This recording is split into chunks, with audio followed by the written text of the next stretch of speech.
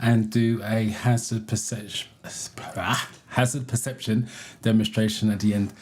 Apologies for the late start. I had technical issues, internet. Hopefully it's corrected itself and we can go through the live session with no interruptions. But if there's any connections, please let me know in the comment section, because at the moment everything seems to be going out live.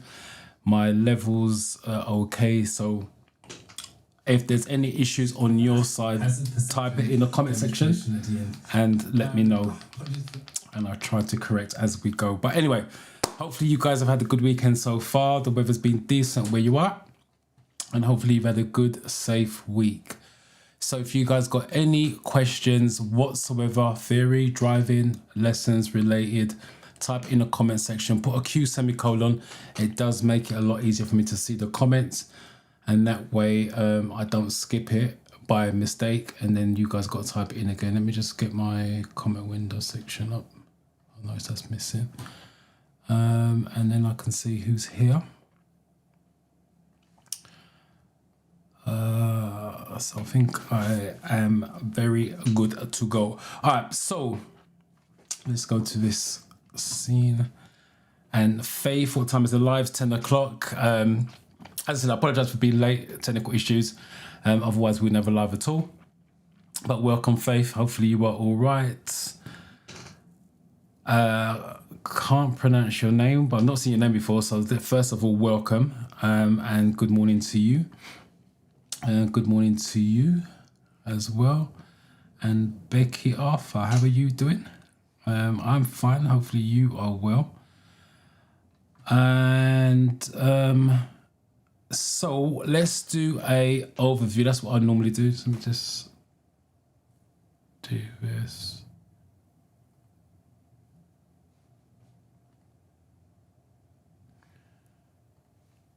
Beverly, how are you? Let me just make this slightly bigger on this side. So I'm just adjusting some scenes here.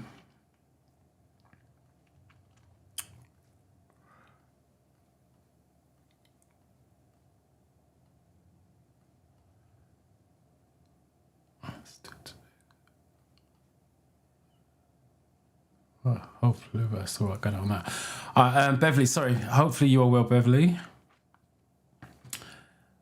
Vivian, I don't think I've seen your name before, so welcome to you. And good morning to you. Good morning to you. Is that Habiola or Habiola? But first time here, but welcome either way. Welcome. Welcome to you. Glad you are well. Tony Arthur. It's funny, got Becky Arthur and a Tony Arthur. First time joining live, so he's first time here, so welcome to you.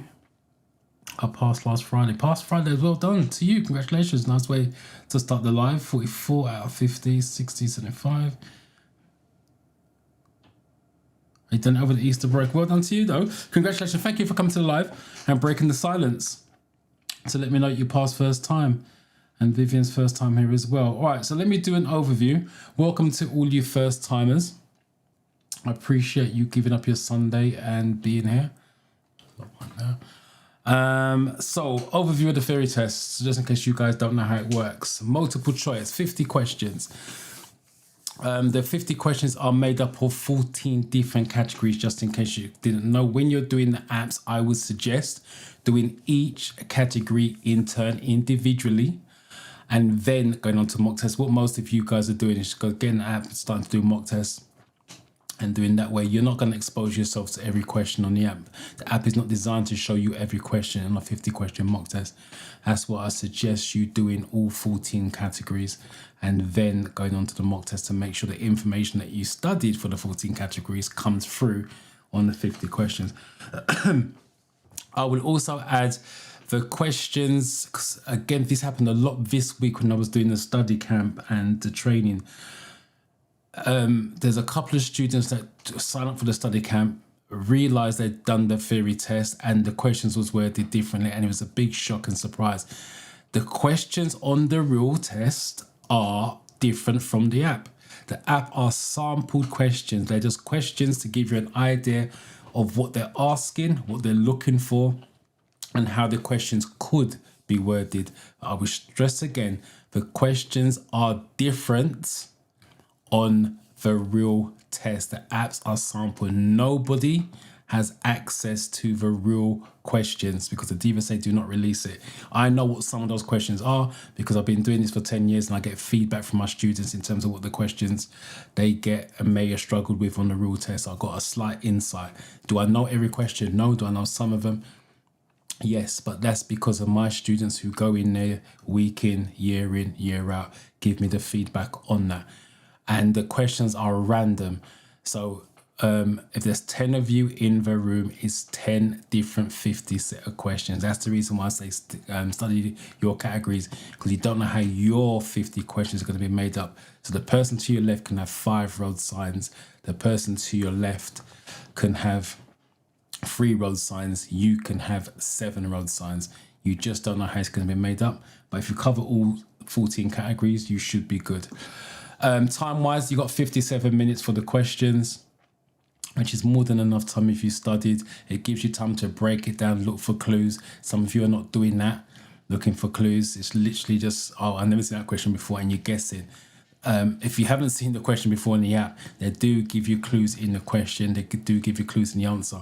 You have to be breaking it down to get what the clues are. If when we do this 20 question, if something comes up like that, I will show you how to work it out. Hazard perception, once you go into that, it's 14 videos.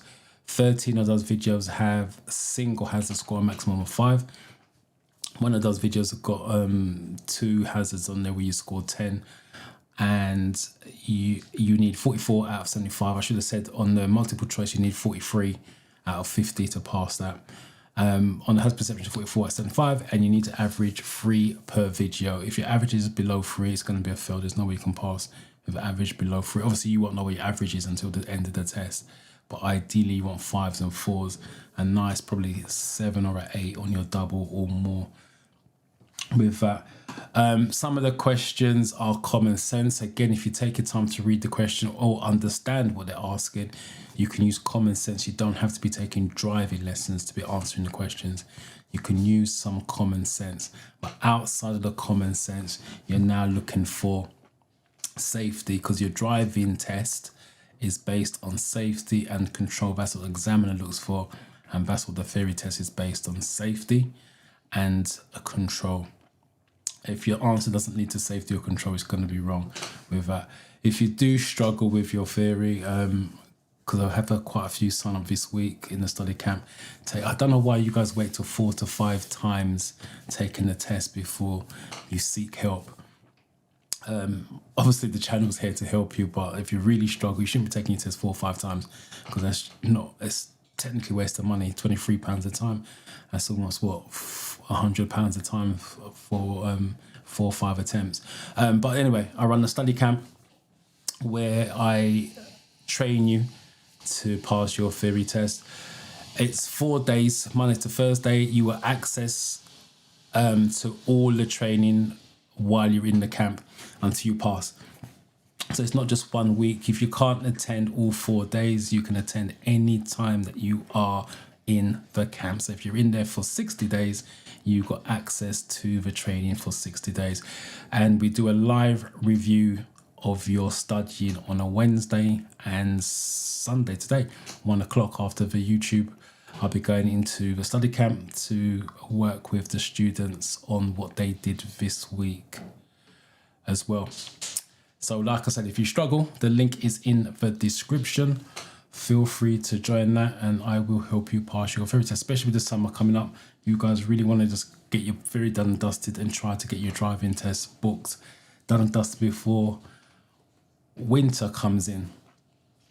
Right, let's just go back to the comment section with that. Also, I will add as well, if you guys are looking for, if you live in the Luton area, that is, I now do driving lessons in Luton. Before I was doing intensive courses, I've stopped that. That's in North London. I now do driving lessons in Luton and surrounding areas. So if you're looking for driving lessons in those areas, jump on my website and book your lesson. And I'll get you through that as well. All right, where are we? Beverly's good. I'm glad to hear that. Faith, he's saying happy Easter. That's gone now, but hey, first time here. I did my theory on Tuesday, got 41. So that's my question. This is what you guys got to say, not to pick on Faith. I fell by 2 marks. Once you do that, once you start to say that you fell by 2 marks, you're automatically telling the brain, I just need to do a little bit more studying, and you're there. It's not the way you want to work. You need 2 more marks to pass, true, but you got 9 questions wrong. Got 41, you got 9 questions wrong. And the reason why I'm saying that is there's so many times I've seen students say to me, oh, I just missed it by 1, I missed it by 2, but I booked my test for next week. And they take it next week, and guess what the result is? It's the same, failed it, because like I said, you just told the brain that I just need to study a little bit more to get that 1 or 2 marks to pass. And that's not going to work because it's a 50 different questions. You got 9 questions wrong. My dog just walked in. Sorry, let me just close that door back. My dog is so excited.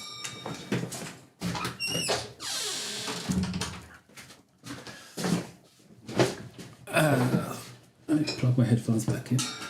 Sorry about that, my dog just decided to help himself to my office. Yeah, so as I was saying, you just told your brain to just study a little bit more to get the 1 or 2 marks that's required to pass. The problem is now when you go for the next test, it's a 50 different questions. So for example, you got, in this case, Faith got 9 questions wrong. 9 questions would suggest there's a 5 to 6 categories, and you can check this while we're live if you like. Look at your paperwork, and on average, if you've got 9 questions wrong, you've got 5 to 6 categories questions wrong in. So you studied a little bit more, and what happens is now you're still weak on those 5 to 6 categories. So when you take the test again, it's 50 different questions in those 5 to 6 categories. It's the same result. So what you need to do is restudy those categories fully and make sure there is no weaknesses in those categories. So now if you go for the test again and questions come up slightly differently in those categories, those strengths should be there and you shouldn't be getting those questions wrong, hence why you should be passing the next time round. But once you tell yourself that you failed by 1 or 2 marks, it's asking for trouble the next time round. So hopefully that makes sense. Good morning to you.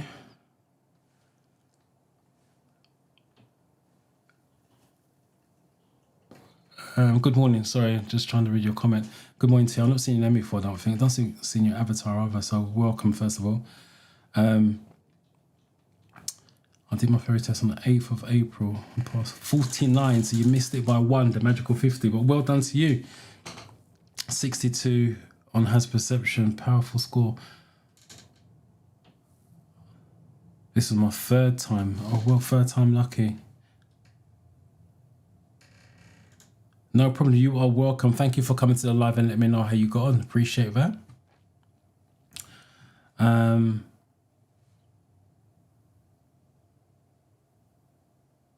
Yes. So Faith said I got 3 marks wrong on the road sign. 3 on the road signs, but I failed 1 on each of the rest. Yeah, road signs. That's got 3 wrong on the road signs. Definitely brush up on your road signs because technically you shouldn't really get 3 wrong on road signs. It is what it is, but like I said, yeah, that's definitely weak. Definitely brush up on your road signs because 3 wrong on road signs is a lot considering it's triangles and circles and colours, to be fair. But at least you got the categories, you know what you need to work on, and the road signs is one of the massive ones. With that, Samuel, good morning to you. Good morning to you.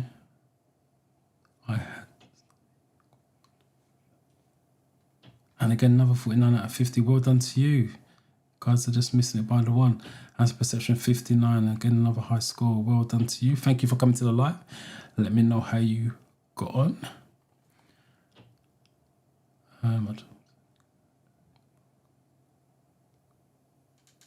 I've not seen your name before, so first of all, welcome. Thank you for breaking the silence. Let me know that you've passed your theory, so well done to you. For those of you that's passed the theory, what are you going to do now? Are you taking driving lessons, looking to book a driving test? Are you looking to start your lessons? Are you going to sit on it for a while until a later date before you start driving? 48 out of 50, guys. You guys are getting high scores this week. Missed it by 69. Well done. 6 short of the max. No problem. Cherry Tank. I've not seen your name before, I don't think, so welcome to you. I think you did say you score 40 out of 50. Where do you book for driving theory test? Online, dvsa.gov.uk. Or just Google theory test. Just make sure it's a DVSA official site. £23. If you pay more than £23, it's a dodgy site. Good morning to you. How are you this morning? I'm going to do a demonstration with... Sorry, I'm going to do a demonstration has perception at the end. So stick around. If not, if you can't stick around, watch the replay. Fast forward to the end. So I will do a demonstration. Again, I've not seen your name before, so good morning to you. My sister passed first time. Fellow dyslexic. First of all, thank you, sister, for recommending. I appreciate you guys recommending, sharing the channel. Appreciate that massively, to be fair, helping others to pass. And hopefully I could do the same for you as well. Faith, no problem. All right, let me, good morning to you. I want to start lessons. How can one connect with you for the lessons? I live in Bedford. Bedford's, depends what part of Bedford.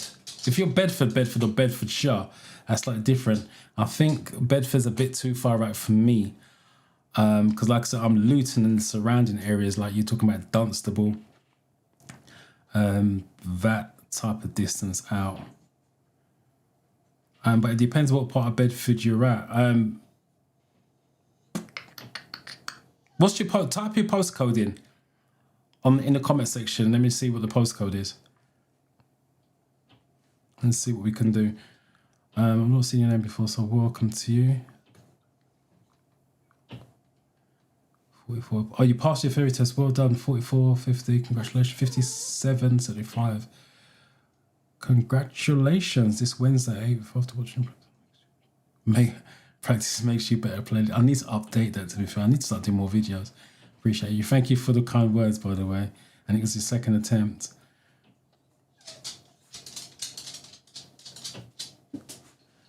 I thank you for that. I appreciate it. Let me show. Yeah, I think I did. I appreciate that. Yes, Milton Keynes. I thought so. Milton Keynes is too far out.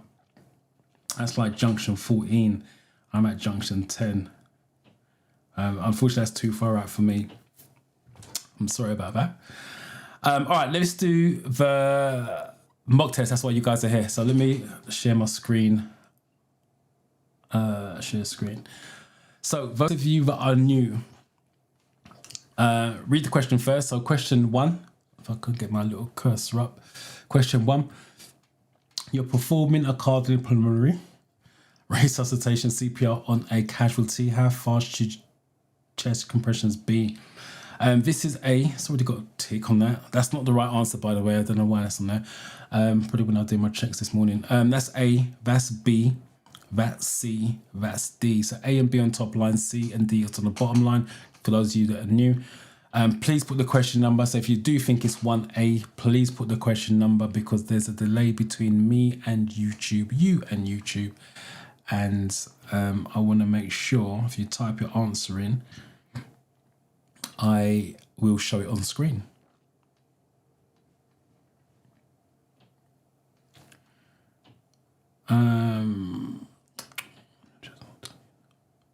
First of all, good morning. I'm not sure if I've seen your name before, but morning. I just wanted to let you know that I passed my parents weeks ago by binge watching. Not my favourite thing, but it worked for you. especially as perception. Thank you, appreciate that. Thank you for coming to the live and let me know that you passed, by the way.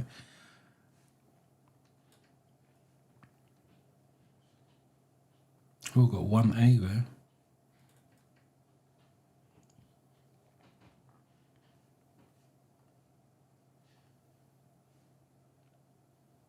So you guys are going for B. 2 per second or 120 times per minute. If they can word it that way. As I said, the questions will be worded slightly differently and the answers could be worded slightly differently. This is why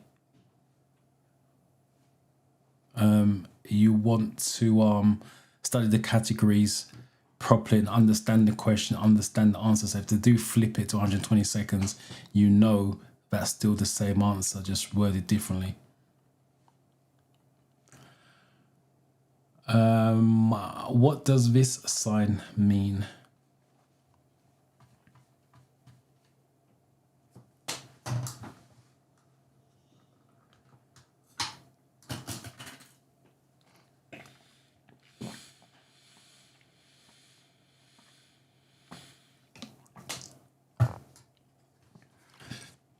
Remember, if you guys got any questions in the comments, type it in, but put a Q semicolon, and that way I can answer your question. That's why I go live, to answer your questions personal to you, so you don't have to keep searching through YouTube for an answer. So remember, if you've got any questions, driving or fear related, don't be afraid to type it in, and let's get those questions answered. I like your avatar. Different.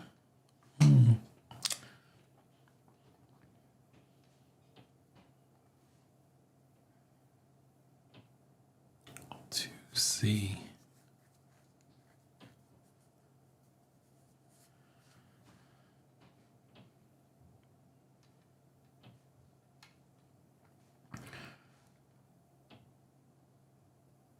Right, you guys are going for 2C. No arrow underneath the bike, it's with flow. If it's got an arrow underneath the bike, it's contra flow.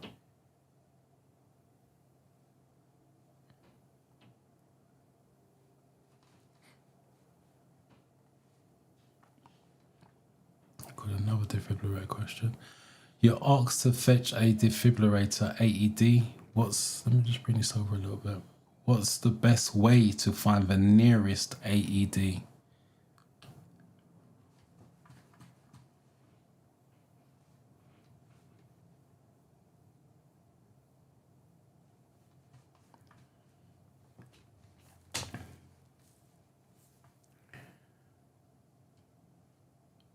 So as I said earlier on, if you guys got any questions, don't be afraid, because that's why I'm here, to answer your questions, especially if you've got a test coming up over the next 7 to 14 days. Let me answer those for you. Any concerns? Hazard perception, I will do a demonstration at the end, so if you are struggling with hazard perception, stick around to the end. Or like I said, if you can't stay to the end, then watch the replay. But a question was, I want to answer your questions.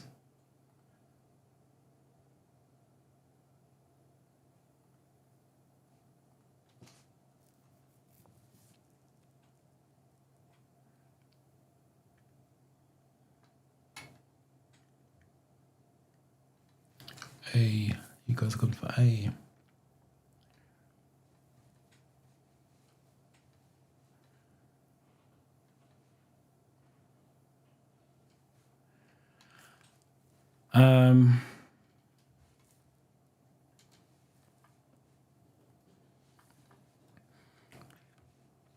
Yeah, 5999. They've got access. They've got information of all the AEDs, so they can tell you where the nearest one to you is once they get your location.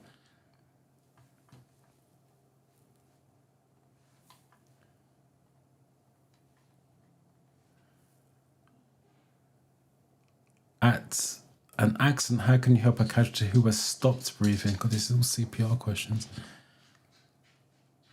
So at an incident, how could you help a casualty who has stopped breathing?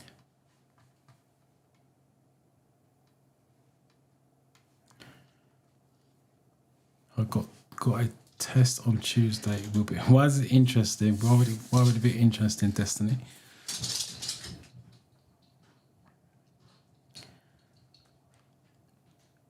I wish you good luck with it, by the way. Should have said that first. Come back next Sunday. Let us know how you got on. If you got any questions, type them in before we finish. Send you in there Tuesday nice and confidently. But yeah, I wish you the best of luck with that Tuesday.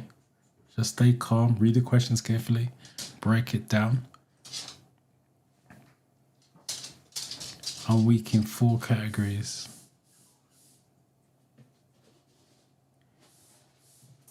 What 4 categories are those out of interest?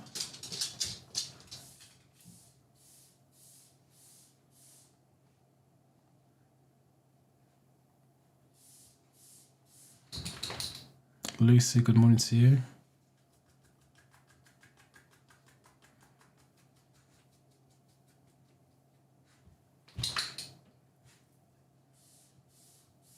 It's an MK postcode. I thought MK postcode was Milton Keynes.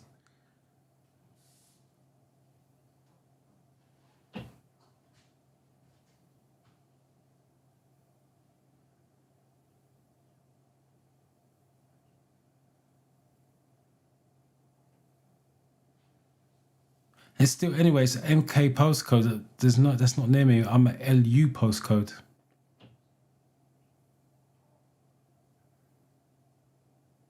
So it's still going to be too far out. But I thought MK was Milton Keynes postcode. Or did I read it wrong? Let me see if I can find where you typed it in.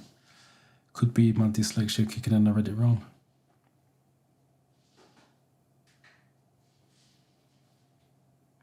Yeah, MK42.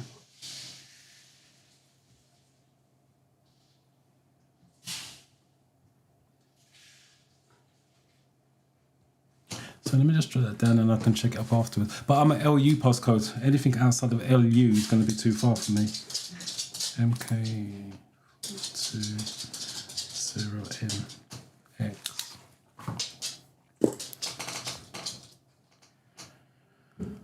Sorry, number 4.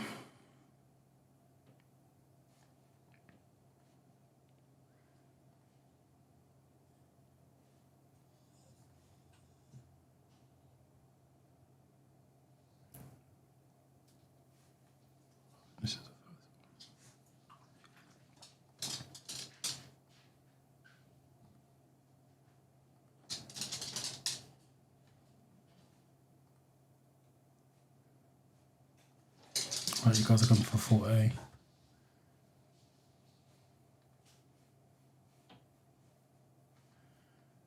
Yep, definitely A.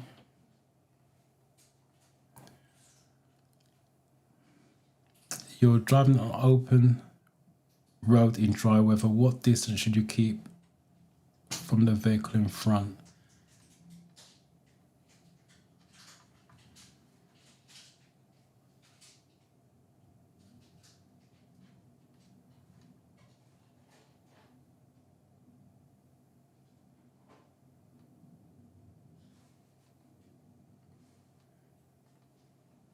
Priscilla, good morning to you. Welcome. Silent joiner, and you like being silent joiner.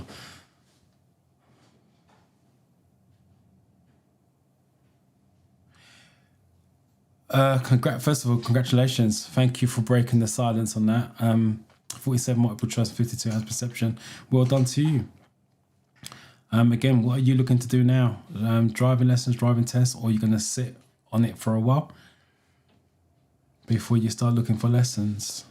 Lucy.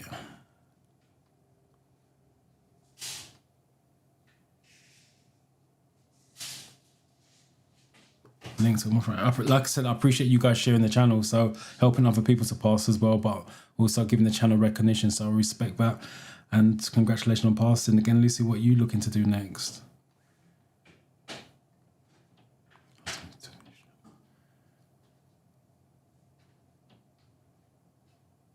I do.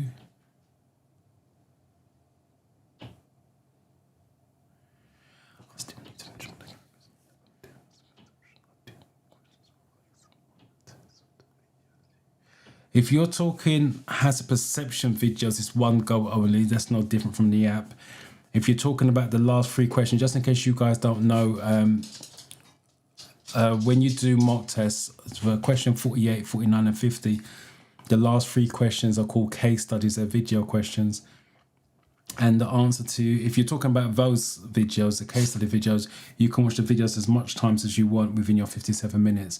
My advice that I always give to students in the study camp is to watch the videos 2 or 3 times. And the reason why, before answering the questions, and then once you go to answer the questions, if you still don't know what the answer is, go back and watch the video. The reason why I suggest you watch the videos 2 to 3 times, so you pick up the information within the video throughout the video. The example that I use in the study camp, that if you're using the 4-in-1 app, there's a video of a guy walking against the white wall. He's got a white stick and he's walking against a white wall. And the question says, what disability has it got? And you watch the video once, the eyes pick up the white stick naturally.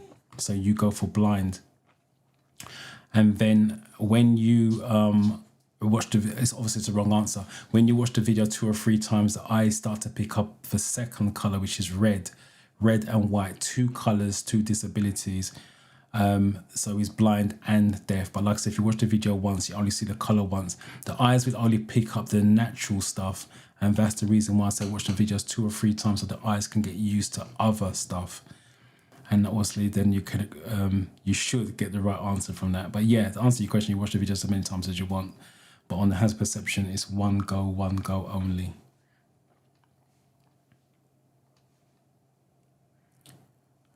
Sorry, we're on fire. Let me find the fires.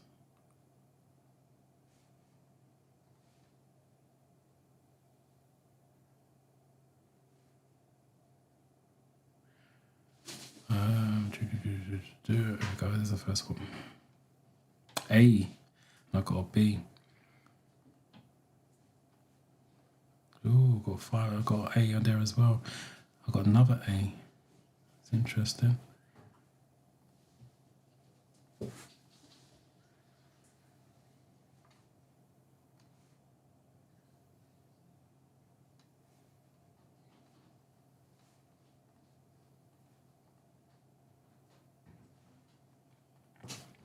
Look into the driving lessons. Hopefully, I don't know if you said driving lessons. If you aren't doing driving lessons already, and again, this is for all of you who's looking to start driving lessons, I would try to lock in a driving instructor now. Simple as that. I'm not saying you've got to take lessons now. Try to book them in. If you know you want to lessons, I don't know, next month, for example, which is what, May, try to find an instructor now and get your date booked in for May, because this time of year, as instructors, we get busy because the students are finishing school, 6th form, college, uni, and they want to learn to drive before they go back. So this is where we get busy and get booked up. So if there's no spaces or you can't find an instructor, you're going to go on a waiting list. So I would lock in an instructor now if you know you're going to want to be doing driving lessons within the next couple of months. Get that date reserved. Or before you know it, you're going to start taking lessons in the winter. All right, sorry, 5B and the 5A. You're driving open roads, dry weather. Again, this is background information. You're driving on an open road in dry weather. What distance should you keep from the vehicle in front? This is a 40-mile-an-hour plus road, so it's a faster road. It's a 2-second gap. They don't tell you it's a faster road, but it's a 2-second gap. When you do 40 miles or more, you leave a 2-second if it's dry, 4 seconds if it's wet, ice and snow, 10 times longer. If it's under 30 miles an hour, the answers you're looking for is like a safe gap. A is not 2 meters. 2 meters, 6 foot, 6 inches. That's a bit detailed. For those of you that went for A, it's not 2 meters.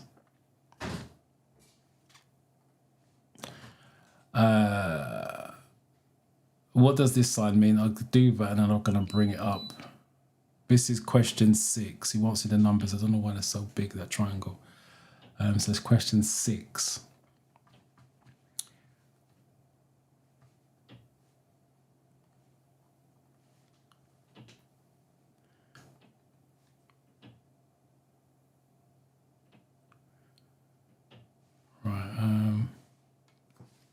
What other numbers you should remember? Is it?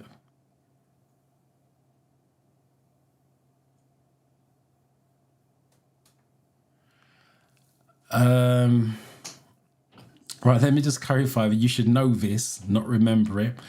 What I always, right, let me just clarify that, because you got to remember on that.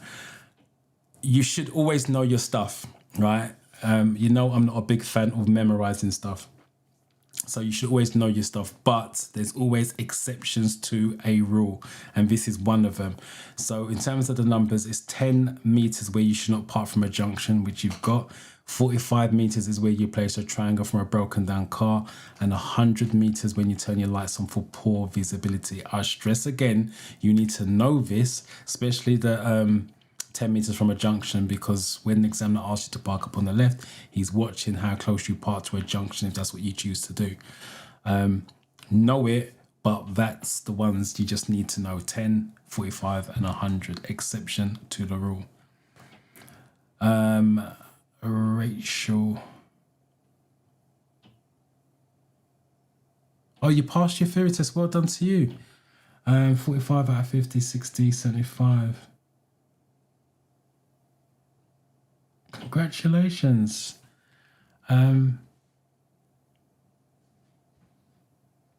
You joined the study camp as well. Okay. Send us an email. You got our email address. Send us an email. Do me a favor. Send the email with the. I know what you said. You got 45 out of 50. But it'd be nice to know what categories that you got questions wrong in. But send us an email and that. But congratulations on passing and getting out of the camp. Appreciate you letting me know as well in the live sessions. But yeah, drop us an email with the screenshot of what you actually got. I'd like to know what the categories are, because we try to build up the stats for pupils within the study camp to see what, when they pass, what categories are they still kind of messing up on.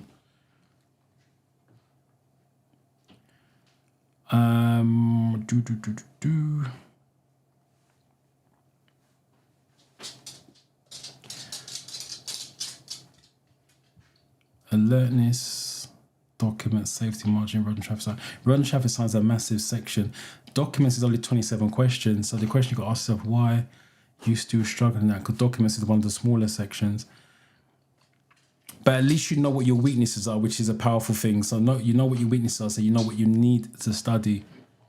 Just keep doing that. When you do mock tests after you've done this, just make sure, again, I'm just saying if you're using a 4-in-1, because I know it gives you feedback. Once you do the mock tests, it tells you your strongest categories, it tells you your weakest categories. So if you're doing mock tests and these categories come up as weak, you just need to revisit it. That's all you need to do.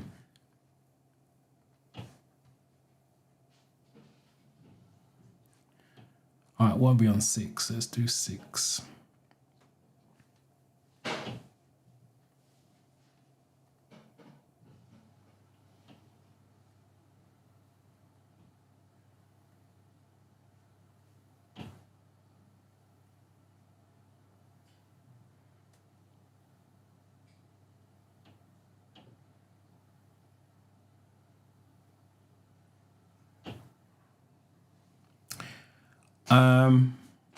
I don't know if that's in reference with the meters. That's different.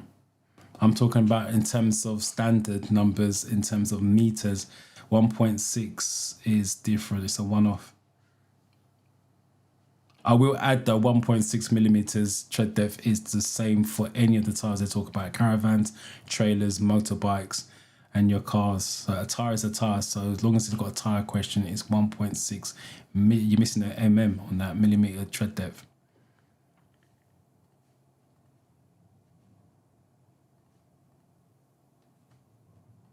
Yeah, I will appreciate that. So yeah, look out for your email.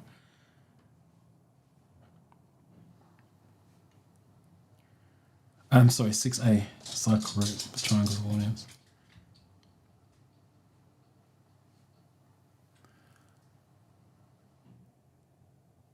For how long is an MLT certificate normally valid for?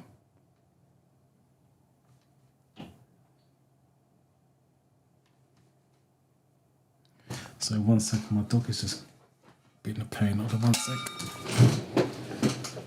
My love. Out.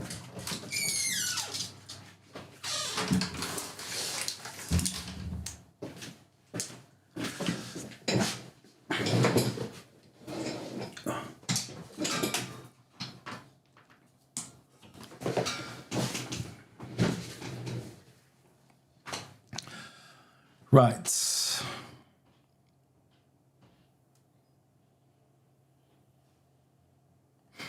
Is the study camp only for ferry or even driving lessons? The study camp's only for the ferry training.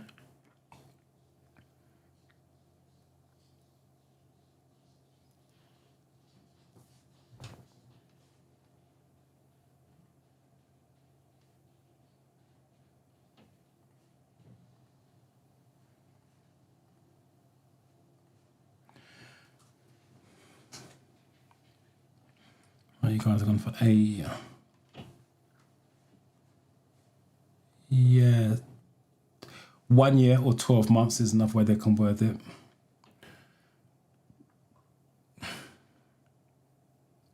At an incident, how could you help a small child who's not breathing?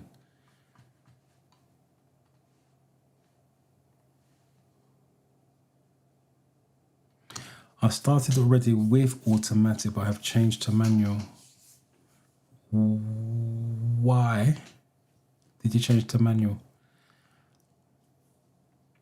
Just out of interest, why change to manual? Because normally someone starts with a manual and then changes to automatic. It's rare that you go from automatic to a manual. Yeah, just let me know your reasons behind that. It's interesting. Okay, no problem. You're welcome. Number 8.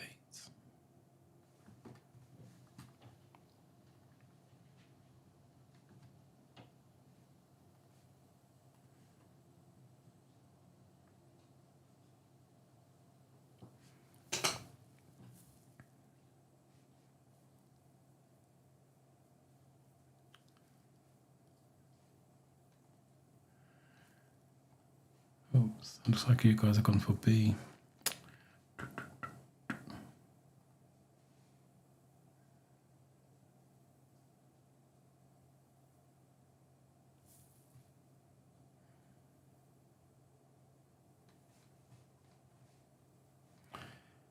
Yeah, open airways, make sure to start breathing.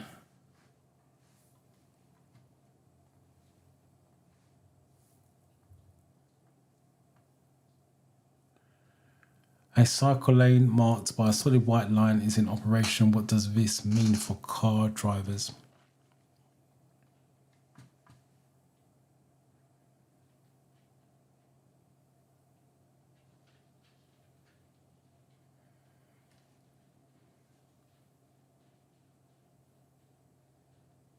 I like this. First of all, welcome. Not seen your name before. I don't think so. Definitely welcome. Hi, sir. Not a student anymore. Just a grateful person. I passed my theory test last Saturday, 48.50, mystified 2, and has perception 57. Congratulations. And not a student of the theory anymore, but a student of driving. So I wish you luck with the driving side of it when you start taking your lessons, if you're not doing it already. But again, I appreciate you coming to the live and letting me know.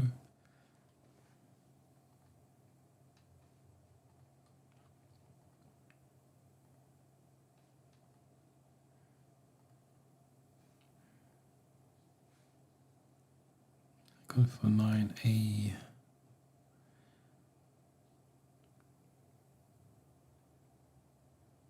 How many of you, get my words out, how many of you actually got a test booked and working towards it, or just studying, and then when you feel like you're ready, you're going to book a test?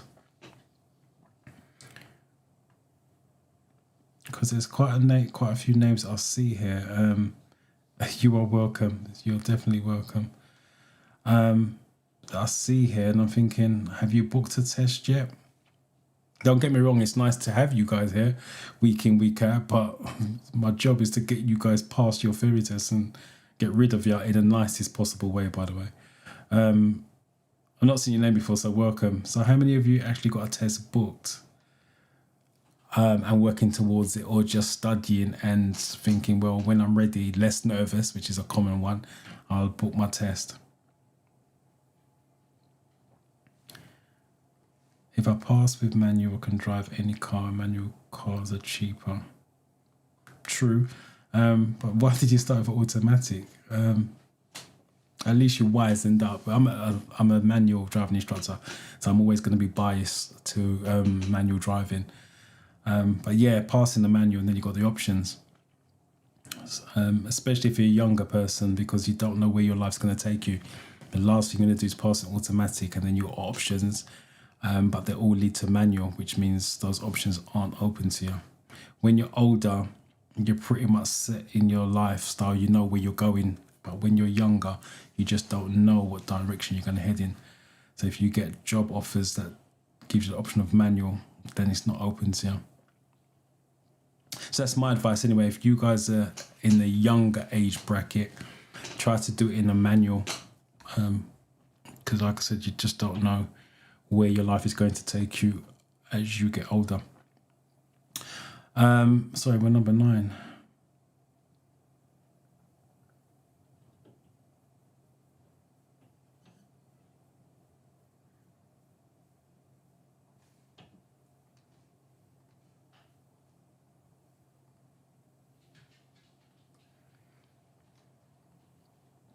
And that's a little thing for you guys, probably you didn't know this. Automatics were designed for disabled people, not for able-bodied people. Able-bodied people took it over because they feel it's easier to drive, but it's actually designed for disabled people, because it could be adapted to anyone who's got disability, one leg, one arm, that type of thing.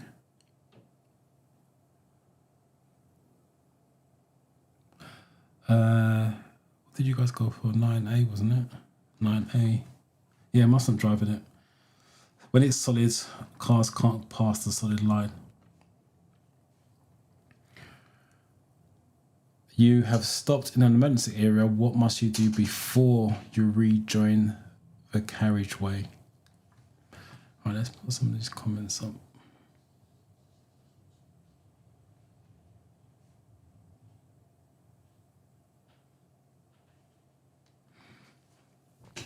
Test is Thursday. Wish you luck with that. Please come back next week. Let us know how you got on. Again, if you guys got any questions coming up, here's another one. Next Wednesday, have a test. If you've got any questions, any doubts, any concerns, type it in the comment section. Let me clear it up for you. I still need to book my driving test. I'm thinking to book. I still need to book my driving test. I'm thinking to book soon. That assumes, I'm assuming you've passed the theory test, because you can't book a driving test without it. So I'm assuming you've passed your theory test. And the question is, why are you thinking about booking a driving test? The waiting time is long. Start looking now. Because what you want to do is book a date in advance and then work towards it. Don't wait till you're ready and then you got to wait that 4 to 6 months. Becky's got one coming up. Vivian, I'm not seeing them before, so welcome. I wrote last year.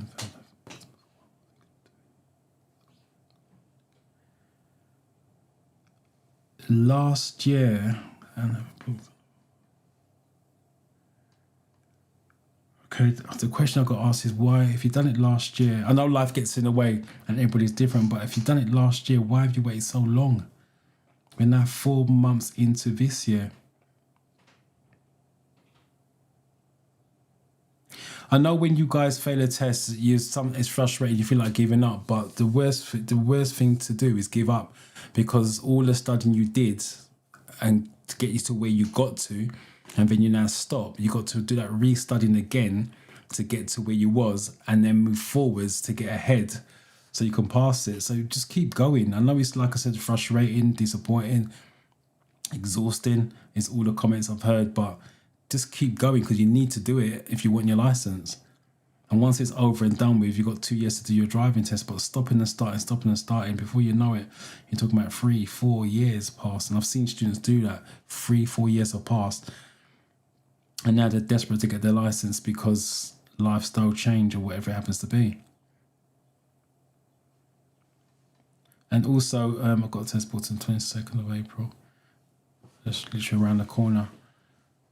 Got a test booked for the 1st of May. I said you guys have actually got tests booked. 2 weeks. Crypto, I've not seen that before, so welcome. I've helped you pass. No problem, you are welcome. Got a test on the 5th. Oh, so there's quite a few of you got a test in April. Well, I wish you all the best of luck with that. 24th of April. I've not seen your name before, so welcome to you. That Demi Matilda. What are we on, 10? Yeah, all of you that's got a test this month, I wish you the best of luck with it. But please come back next Sunday. Oh, Sunday. Come back on the Sunday after you've taken the test. Let us know whether you passed as well. It's inspiration for other people to know that you've taken it, studied, all the rest, and passed.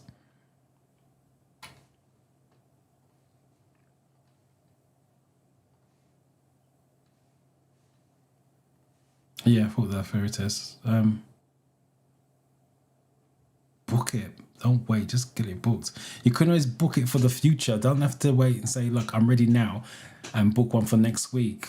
Just go in there and book one for a month away, 6 weeks away, and work towards it. If you're not ready in that time, be honest with yourself. If you're not ready, then push it back.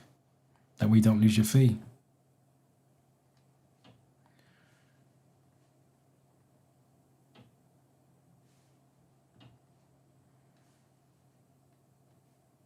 Hello? Right, you guys are going for D.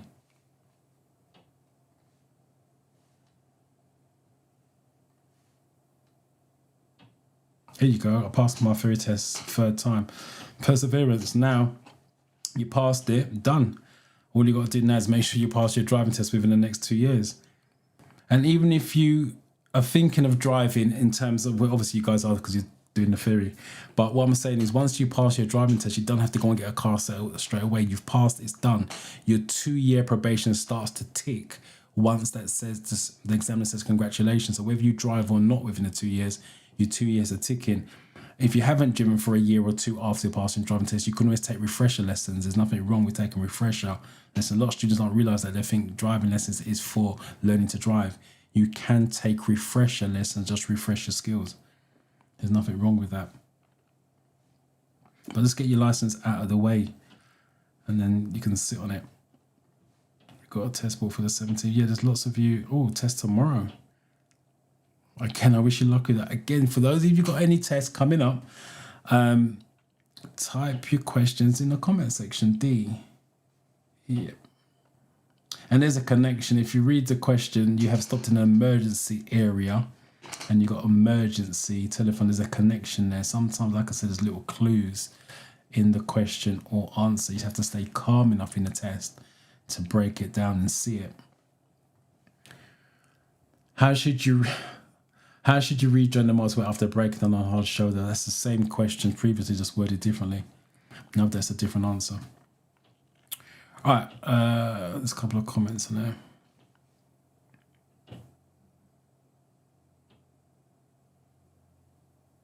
Yeah, unfortunately, there's nothing I can do about that. It's on the app. That's the way it comes up. What I'll try and do next week is reset it, and hopefully different questions come up. But I totally agree with you, but there's nothing I can do about that. It's just random questions. I don't pick them. Trust me, if I was picking them, it'd be a lot harder than that to test your knowledge. What I might do is use a different app, but the problem is it's not a desktop version, so it may not come out on screen. Let me do something about it, but like I can't choose the question. It's apps and just the way it comes up, unfortunately, but I do take your point on board.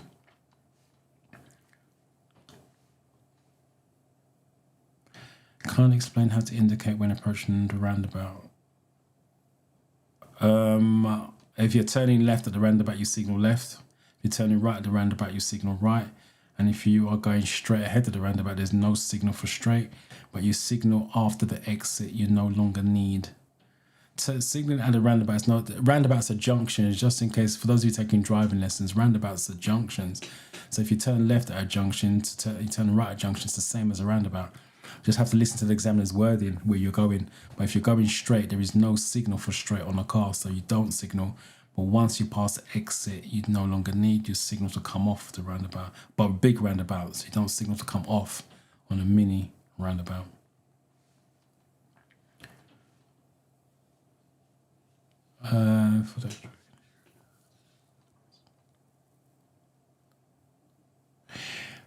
Back in the day, you'd have to request it first, but I believe the headphones are there 24/7, so you just have to go in and use the headphones. But if you are going to use headphones on the day, I would suggest you practice using headphones at home, because you don't want to go in there, because having headphones in changes the way you hear things. Sounds weird, because it blocks out the outside noise and the brain just acts differently. So you want to train yourself having headphones in when you're doing it at home. For example, you can get it read out to you on the apps, but I wouldn't advise that. I would use headphones to listen at home, so when you go for the real test, it's natural. It doesn't kind of just feel funny and weird.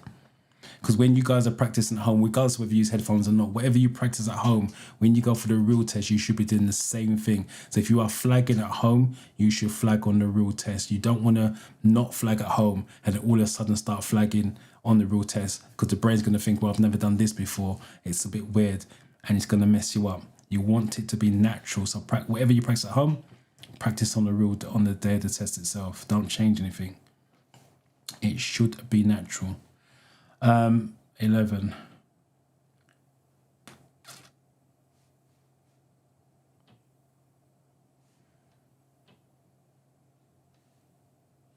Here we go, it's the first one.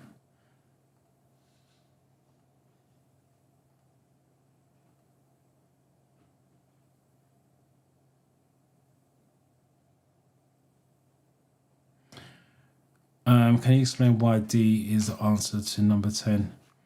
I think number 10 was the version of this one.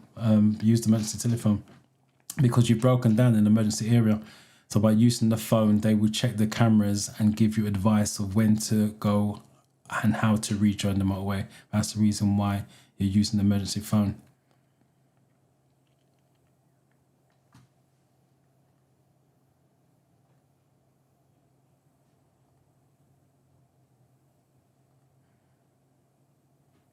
Driving test success, it doesn't change.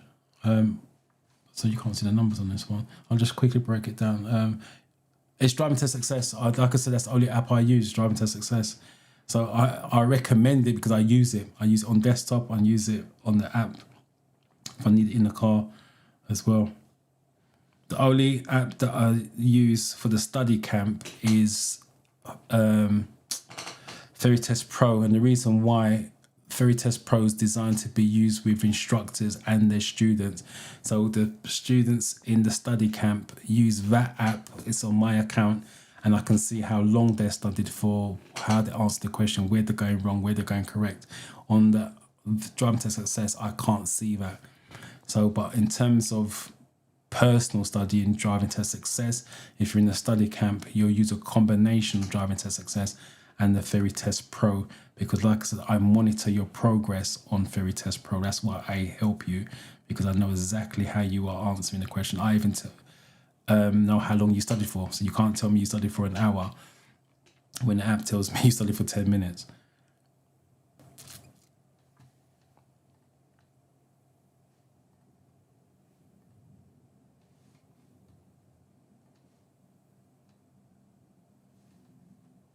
I understood it. Fully understood the question anyway.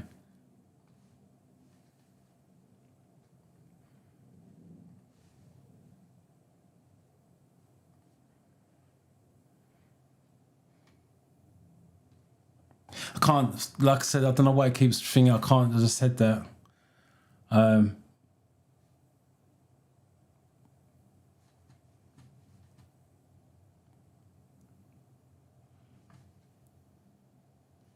Right, sorry, 11A.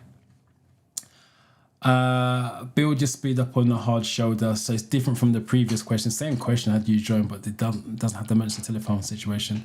Build your speed up on the hard shoulder. What I would suggest is you do minimum 60 miles an hour. Why? Because a lorry can only do maximum 60 miles an hour. So if you're doing 60 and they're doing 60, the 2-second gap of your stride stays the same. But if you're doing 40, 50, he's catching you. And trust me, he's going to choose him over you all day long. So if he's going to crash into you and he can't change lanes, he's going to crash into you. So try to make the question numbers visible. You're driving on an icy road. What distance from the car in front should you drive? Definitely got to try and get different questions. Like I said, I may use the app next week. I'll try to adjust the scene so you can see it clearly. We need some different questions on there.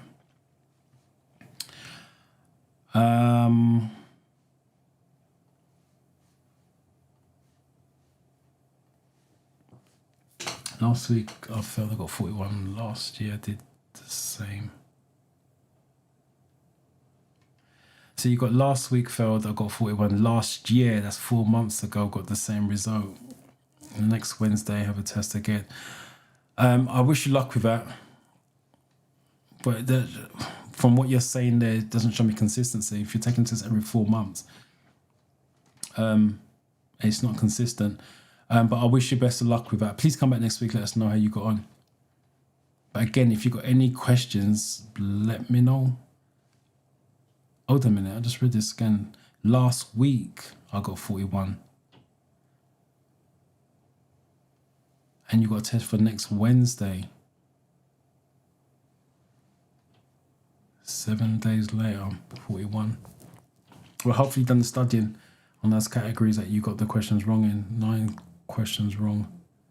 5 or 6 categories. Hopefully you've done the studying within the 7 days. But again, I wish you the best of luck with it.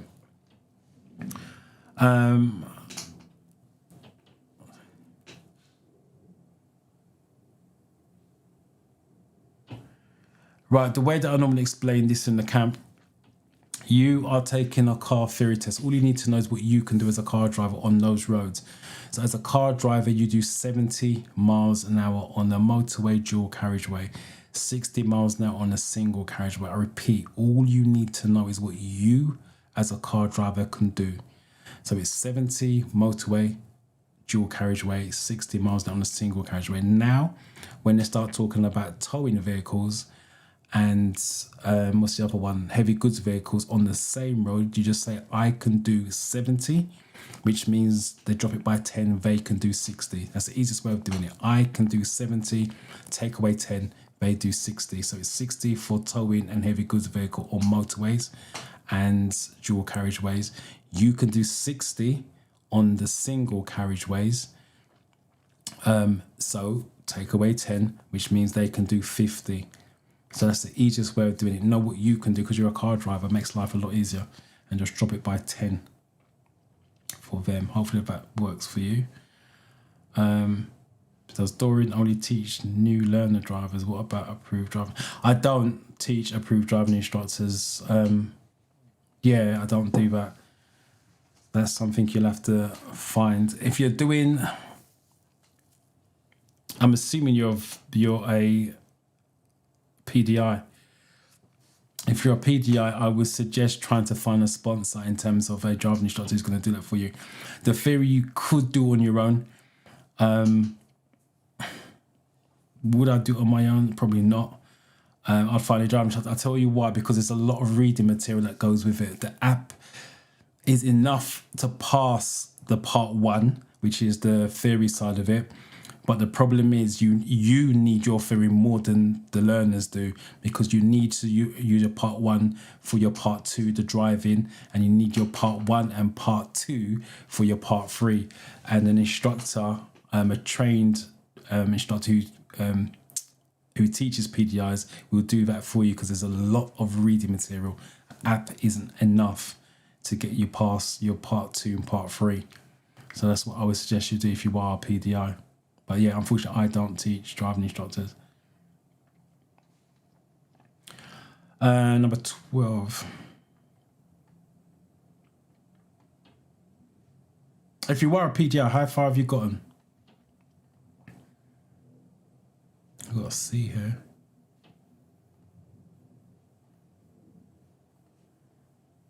Oh, changed it. I'll call that flag in.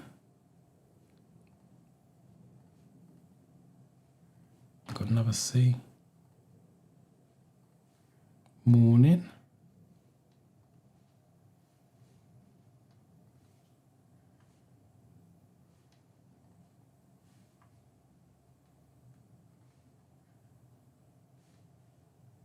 Right, B is common. It's 10 times. Someone went for a C, wasn't it? C, 4 times the normal. It's 10 times.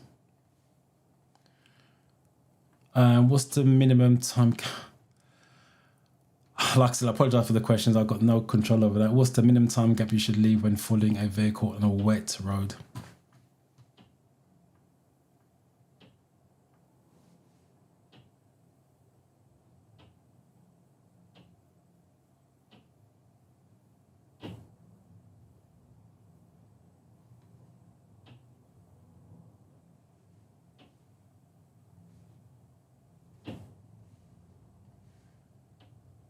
No problem.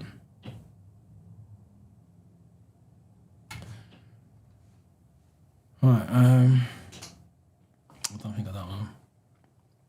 It is showing now, isn't it?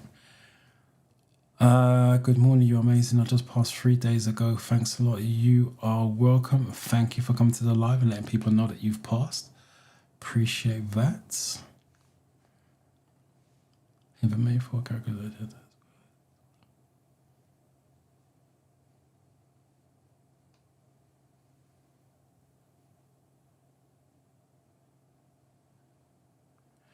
In the main scores.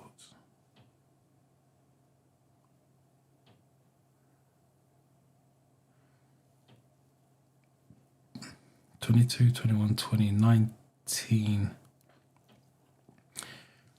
What I believe is you got bands A, B, C, D, if I remember correctly, because I passed a long time ago.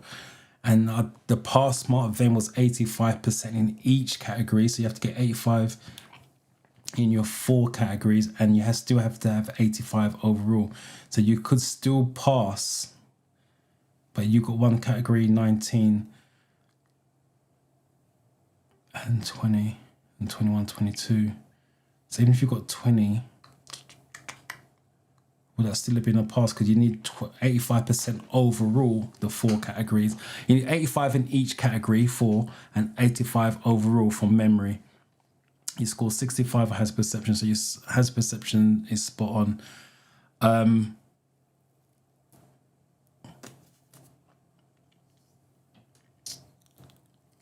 I can't even remember what the bands are, to tell you the truth.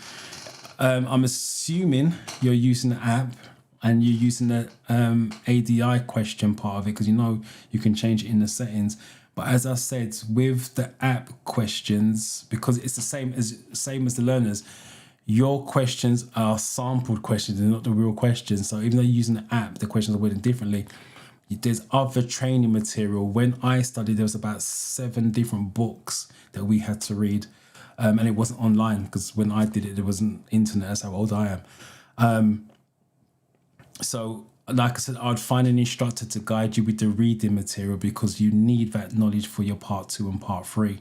It's not just about passing, you need that knowledge. And that knowledge that's not in the apps is in the reading material. Unfortunately, you're going to have to read. And that's the only advice I can give you. But with the theory training, you can take as many times as it requires for you to pass. That's not a big deal. But once you pass that, you only get 3 attempts on your part 2 and 3 attempts on your part 3, and you have to do that within 2 years. If you don't do it within 2 years, you're back to square one. And obviously, if you fail more than 3 times in this part 2, part 3, you're back to square one as well. So that's why the knowledge has to be strong from the word go, because you're passing that knowledge on to your students when you're teaching them. But I wish you the best luck on the next attempt. We are on 13.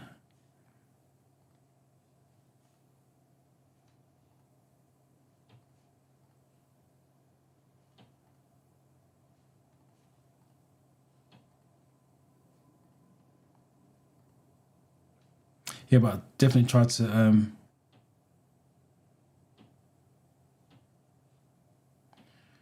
find an instructor who can help you out with that. That's the easiest way and the best way.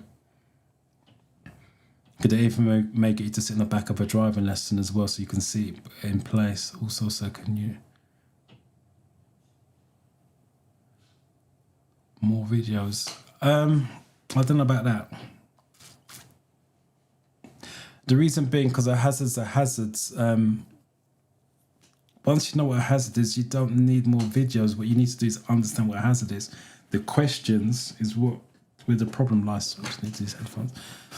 The problem is where the questions lie, because you don't know what questions you're going to get. Hazard perception, once you know what a hazard is, it's the same for every video. Maybe a different hazard, but it's the same, which I'll explain later on. Sorry, we're to 13B.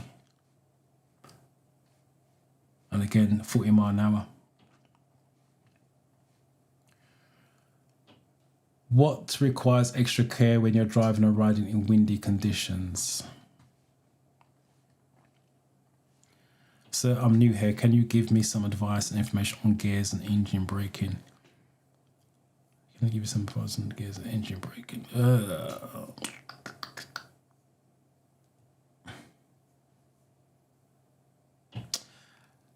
Simple format is, if you're doing manual, for all of you, because either way, whether you do automatic or manual or not, gear questions come up on the theory test anyway.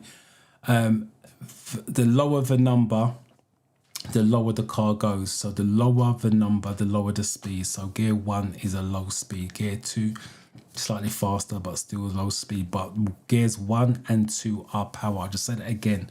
The lower the number, the slower the car goes. But they are power gears. So first and second gear are power gears, but drive the car at slow speeds. 3, 4, 5, and 6 are weaker gears, but drive the car at faster speeds. So the higher the number, the faster the car will go. That's the gear side of it. Engine braking is when you come off the gas with the clutch fully up and the engine slows down, which makes the wheel slow down. That's what engine braking is. I repeat, engine braking is when you come off the gas with the clutch fully up, the engine slows down, which makes the wheels slow down, and that's what they call engine braking, and that gives you total control. If they ask you the question, is what you're trying to lead to, why is coasting a bad driving technique? Coasting is a bad technique because the clutch has gone down too soon, so there's no engine braking, it's lack of control. So hopefully that kind of explains. It's very hard to explain without the app that I use in the camp. Can you do an example case study question after? I can't. This app doesn't allow me to do that. So this app doesn't allow me to do that. But just go whatever app you're using. Questions on that 50 question mock test is 48, 49, and 50 are case studies. So once you go to anyone else's question, it's the case study videos. Or go onto a channel, because I did do a video of all the case studies on the videos. So there is a video on my channel with all the case study videos, but this app doesn't allow me to do that because it's just 20 question mock test. You only get the case studies in the 50 question mock test.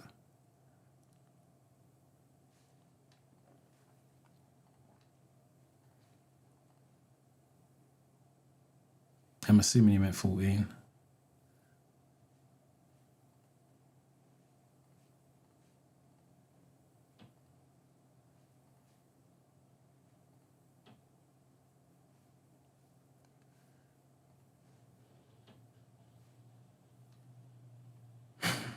Rested in the morning. Good morning.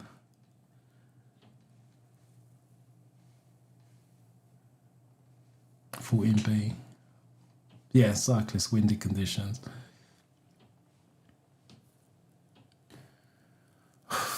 How much can stopping distance increase in icy conditions? Like I said, I apologize for the questions. I don't have control over it. By power and weak gears, what do you mean? Please elaborate if you can.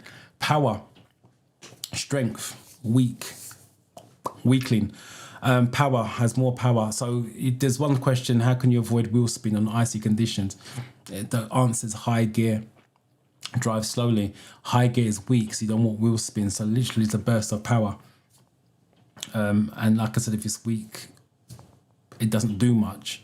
That's the only way I can explain it. So power is powerful. Think of a weightlifter who can lift massive amounts of weights. That's a power weightlifter. And someone who lifts light bells or kettlebells, for example, would be weaker in general. It's just that type of thing. So the more power you have, the slower the car drives. So first and second gear are power. It gets the car moving. The way that I explain it on the driving lesson, you move off in first gear because the first gear is powerful. It gets all the junk of metal, the passengers and luggage moving. But once you really get going, running, you don't need that much power. You just have to maintain it. That's the way you look at it. Or if you're into athletics, sprinters who sprint 100 meters, 200 meters, they use blocks to get that burst of power, so they can get a quick start. And the ones who do 800, 1500, they don't use blocks because it's just a gentle run, gentle pace, weaker, that type of way. 15.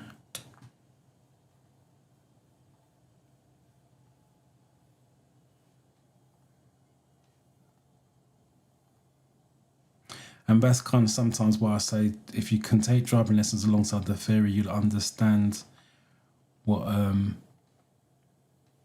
the gears do.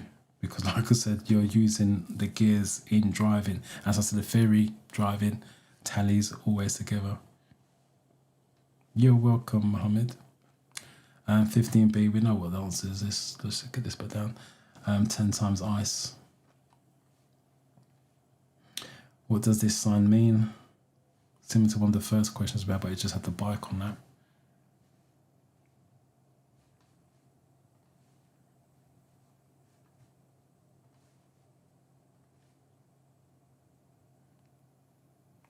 So you can't even see the question. Let me just set that down. There we go.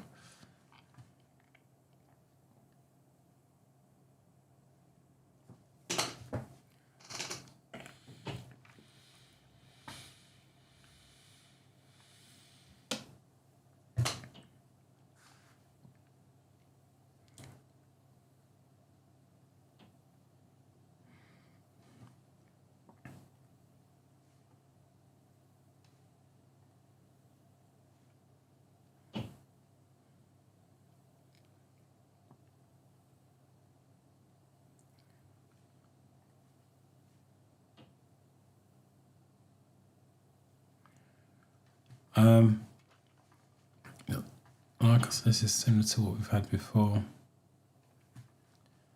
So it's no arrow, so it's with flow as opposed to contra flow.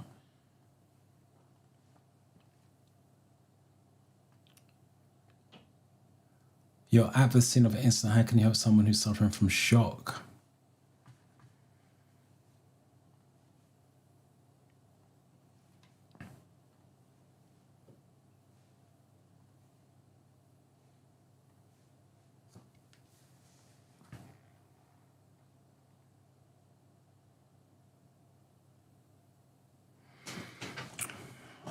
of May, so that's 5 weeks away. That's the earliest dates. The question I got asked, because you said that's the earliest date in my area. Are you ready to take a test? Do you think you'd pass it if you was to take it 2 weeks from now? If the answer is yes, then leave the date where it is if you can't get an early one. And if the answer is also yes, then you don't need the boot camp if you're going to pass. If you're struggling to pass mock tests, if you're doing mock tests, then maybe the boot camp is, it's not boot camp, study camp. Boot camp was the old version. Maybe the study camp can help you. The study camp is designed to help people who struggle to pass their theory tests, who struggle to study on their own. If you are doing all right on your own, then you don't need it. I'm being honest. I'm not like here to take your money and whatever it is. It's to help people who are really honestly struggling, taking it 4, 5, 6, 7 times, struggle to be motivated to do studying on their own, because like I said, you are held accountable with our study camp that we have the live sessions on a Wednesday and a Sunday, and I can see how you studied in detail. I can see which questions you're answering, how you're answering the questions, which plays a massive part in me understanding how you're thinking. So you have to ask yourself the question, are you passing mock tests now, or are you struggling? If the answer, are you struggling, then the study camp could be useful. If you're passing, then you don't need it. And plus you've got more than enough time because you've got about 5 weeks to study for the 20th of May. But only you can answer that, Miss Unique.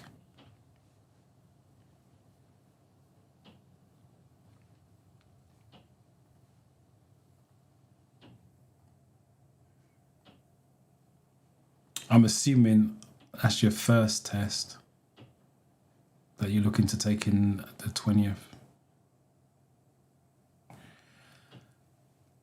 It's funny, I was talking about that yesterday. I need to get back to making more videos, but it's finding the time to make more videos. That's the question. The answer to your question is yes, I would love to do it, but it's finding the time to do it live. That's set in stone unless I've got family commitments on a Sunday, 10 to 12. That's me. The study camp, again, that's more set in stone. Sundays now, 1 o'clock. Outside of that, my life is all over the place at the moment, especially because I just changed the way I'm teaching learners. So, but yeah, at some point I would like to get back to that.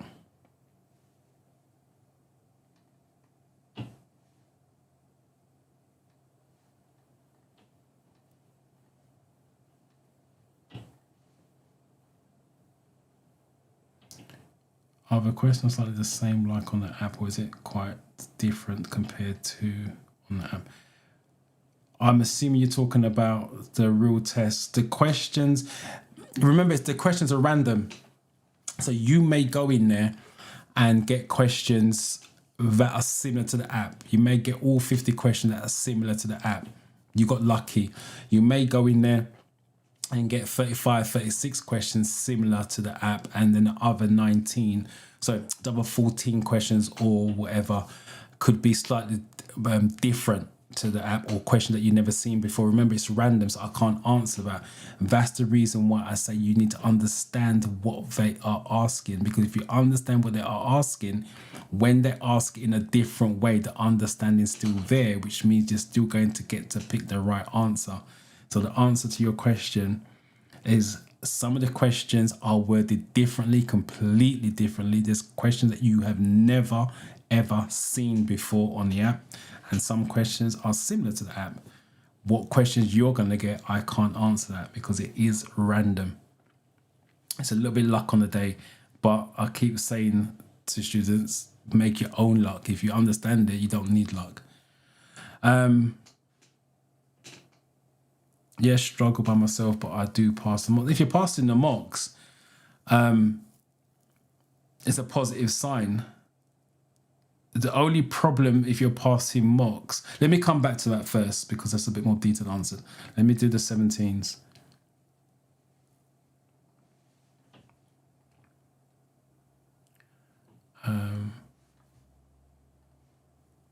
Right, so D is the common one there. D. Yeah, reassure them. Reassure just means talking to them, let them know that you're there for them. Don't tell them they're going to be fine or okay. But just talk to them and let them know that someone is there for them. Your car requires an MOT certificate. When is it legal to drive it without an MOT certificate? Right, so yes, I struggle with myself, but I do pass mocks. Okay. The problem that you've got if you're passing mocks, and again, this is based on facts that I'm seeing within the study camp. I've got students passing mock tests. There's 2 ways of passing mock tests, and it's not deliberate what I'm about to say. So I'm not saying you are doing this deliberately. There's understanding it, which means regardless of what the question comes up, you're getting it right. And there's memorizing the question, because at some point, especially in your case, because your test is in May, so you've got another 5 weeks. That's what I say. The 30 days is the sweet spot for studying, because if you go 60 days, 90 days, not just you, everybody using the app, you're going to exhaust the 774 questions. You're going to see the questions. Again, similar to what we're doing now. As much as we're doing this live, the questions are random, but it's questions that's come up from last week. Some of the questions came up earlier, number 2, number 3, are repeated. So you just know what the answer is. You see the question, you know what the answer is. The learning stops. It becomes a memorizing exercise. So when you go for the real test now and it's worded differently, you are buggered because you spent so much time studying on the apps and you just recognize the question. The brain just stops learning. It just understands what the answer is. So that's the downside. And that's why I say the 30 days for studying is the sweet spot, because you don't use up, unless you go in hell for leather 2 hours a day, something like that, you don't use up the 774 questions over and over and over. For those who didn't have a perception, I got one woman in the camp. She's has perception on the mocks, but when she goes for the real test, she fails it. So when I looked at her results on the Theory Test Pro, she knows exactly where the hazards are. So she always gets the 5, she always gets the 4s on the app. But now when she goes for the real test, she doesn't know where the hazard is, hence why she's failing. What she fails to do is understand what a hazard is. She just recognizes where the hazard is on the app, but she doesn't know what a hazard is. So when she goes for a real test, she doesn't know when to click, hence the failure.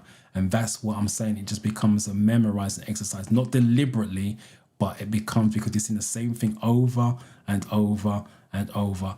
And this is a prime example where I'm seeing the same question, someone pointed it out, but there's nothing I can do because it's app-based. I can't choose the questions. So that's where you do need to be disciplined and make sure you understand why the question and answer is related. So when you go for the real test, the understanding is there. So yeah, in terms of you passing mock tests, the question I would ask, are you passing it because you understand it, and are you passing because you've seen the questions before? That's the 2 questions you need to ask yourself. But I'll come back to you in a minute. I saw you do another comment on that. 18.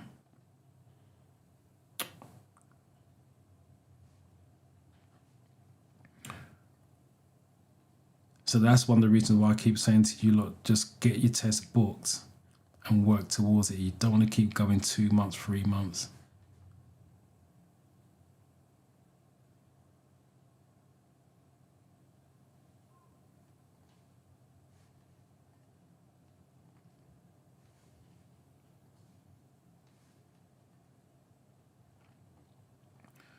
Right, this A is a common answer. A.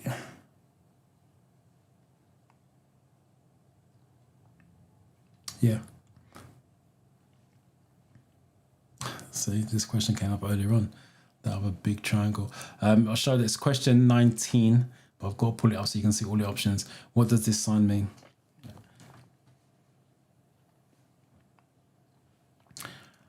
You struggle by myself, but I do pass mocks. The question, you said you struggle by yourself, but you're passing mocks. The question you got to ask yourself is, be honest, what are you struggling with? Because you're passing the mocks. But I just said, what level are you passing it on?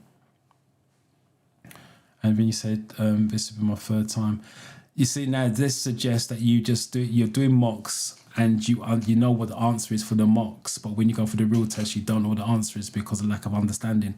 And again, it comes down to that memorization, which I just mentioned. Not deliberately, but the brain, just the way the brain works. If it sees something over and over, it just knows it. There's nothing you can do about it. So maybe the camp is better for you, but like I said, only you can decide that.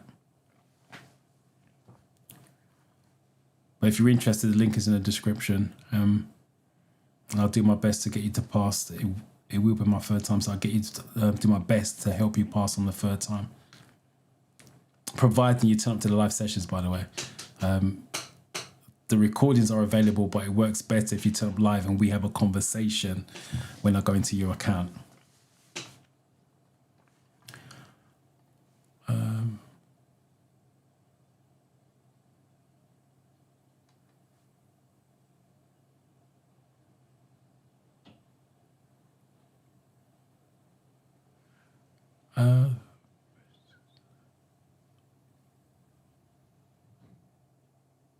You got disconnected from the Theory Test Pro, but the knowledge. Why would you get disconnected? Send us an email and I got a funny feeling that you're not disconnected. It's just been because it's 30 days at a time, isn't it? So the 30 days is up. I just have to reset it for you. But send us an email so I got it in writing, and then I'll do that straight away for you and get you connected again. Especially if you're testing on the 28th, let's get you passed. But you shouldn't be connected from Veritest Pro. Maybe disconnected from Kajabi where the training, the stuff is held, but not Veritest Pro. I don't understand why it's disconnected. Anyway, send us an email and I'll reset it for you.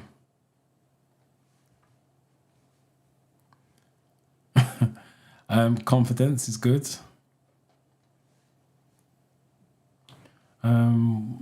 19. We know what this one is really, don't we? Because we already had it.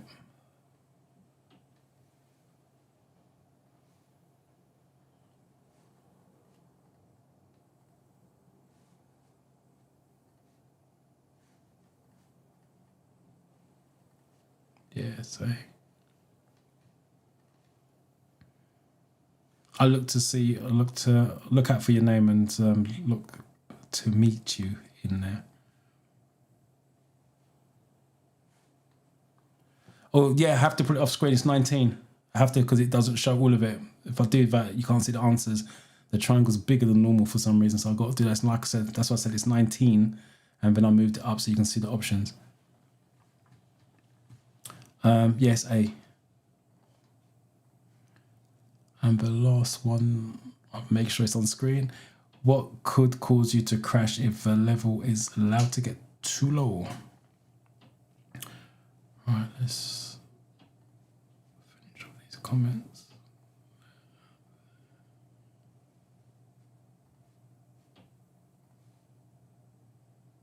Right, so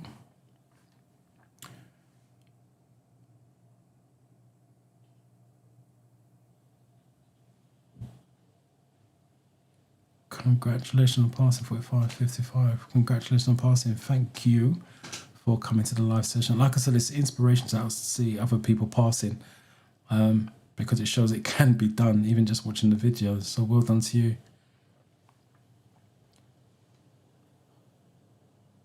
On Friday. 30 days of studying and watching a video. I got 50 out of 50. Well done. Got a magical score, 50 out of 50. Well done to you. 61.75 for 1-0. No problem. You're working against 30 days sweet spot.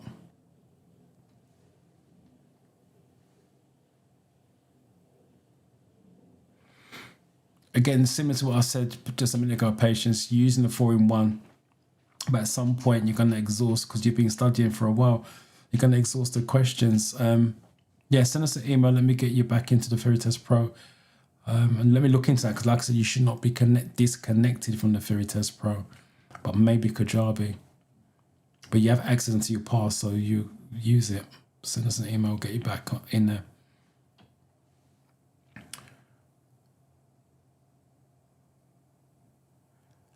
The booking test, the driving test rules have changed. Yes, you are the students allowed to book their driving test, and you can only book it locally and change it 2 times max.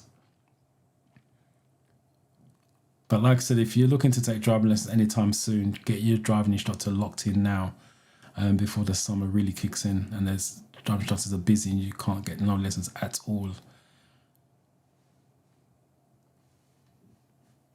And number 20, we're on the last one.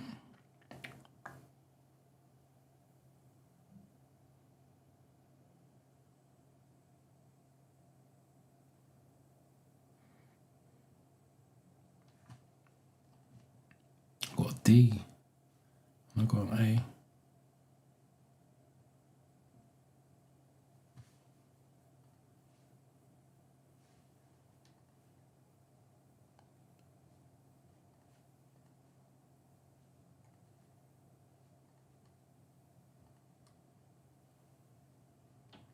Why is the answer D?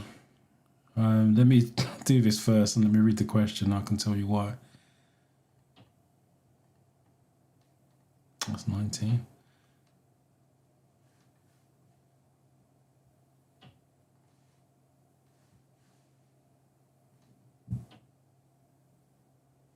You guys are going for... Okay. Read the question. What could cause you to crash? Like I said, look for clues. What could cause you to crash if a level is allowed to get too low? Brake. What stops you from crashing? Normally, the brake stops you from crashing. If you haven't got enough fluid in the brakes, your car's not stopping. That's why it's D. Fuel level is petrol or diesel. It's got nothing to do with the brakes or crashing. Battery level. If the battery level, water level is too low, your car doesn't start. And antifreeze is to do when you got frost and in your winter months. So the brake stops you from crashing. If the level is too low, you'll go into crash. That's the reason why it's D. And that's the connection. What stops you from crashing? Your brakes. Let me just quickly show you this. As I said earlier on, your test is made up of 14 different categories. On here we got 10 categories, but it's only a 20 question mock test. And there's 5 incidents, accidents, and emergencies here. Let me just move this over so you can see. It's 5. So if I was weak on this category, it's possible 5 questions wrong. I'm already down to 45. And that's the reason why I'm saying you need to do the categories and make sure they're strong, because you don't know how your test is going to be made up. To get 5 questions from one category in a 20 question mock test is a lot. But hopefully that made sense. Like I said, next week I'll try and either reset the app and hopefully get different questions, or I use the app itself, but it's just that it comes smaller on the tablet. But I'll work on that for you guys next week. All right, let me just quickly finish off these comments and then I'll do a hazard perception. How can I start driving classes and how much is it, please? Got my second theory test on the 27th of April. Driving classes, you got to find an instructor, and every instructor charges a different amount. If you're talking about driving classes, as in driving lessons, that's down to the instructor. So you look for an instructor. That's either Google it, ask friends and family who's taking driving lessons. That's the only way I can answer that. There's no other way to start driving classes other than find driving instructor, or jump on the DVSA website, look for driving instructors near me. There's some instructors who put their number on the DVSA website. And if someone's local, give them a ring and have a chat. I wish you the best luck on the 27th of April for your theory test though. At the moment, I'm confused. I just need to know the right thing and track to follow to pass theory test. What are you confused about?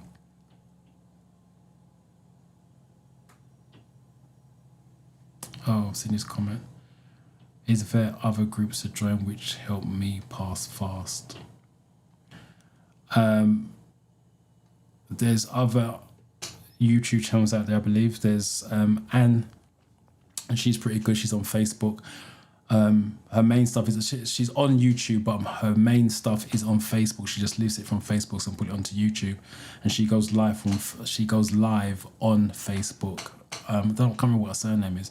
But if you type theory tests or something on Facebook, she must come up on that because she's pretty good at what she does. The problem I've got with this though is that and I'm going to say this is why you're confused, is there any other group to join which will help me pass fast? There's your mistake right there, passing fast. Shouldn't be thinking that way. I would like to know the pass mark for hazard perception. The pass mark for hazard perception is 44 out of 75. So your average has to be 3 per video, and it's 44 out of 75.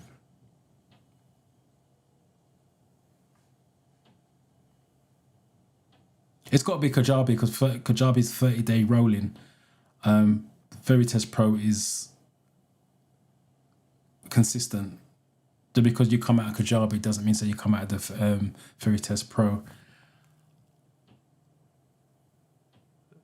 So yeah, like I said, send me an email and I'll just get that sorted out for you straight away. How can you choose the category I use? If you use, again, I can only talk for the 4-in-1. If there's 4-in-1, you go to the settings and then go to the questions. Sorry, go to the question, go to the settings, and then choose. Oh, let me show you. Hold on 1 second. Because we're going to go on that in a minute. Stick around, Kerry, for a minute. Right, let me just quickly do this first, because I always show you this, show you why. Let me get rid of this, and the iPad's not showing up for some reason.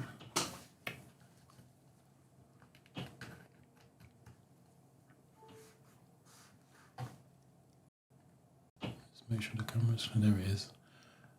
So it's showing up. Right, so this is a driving test report sheet. As I mentioned earlier on, you need this knowledge for your driving test. So let's get rid of this one, and then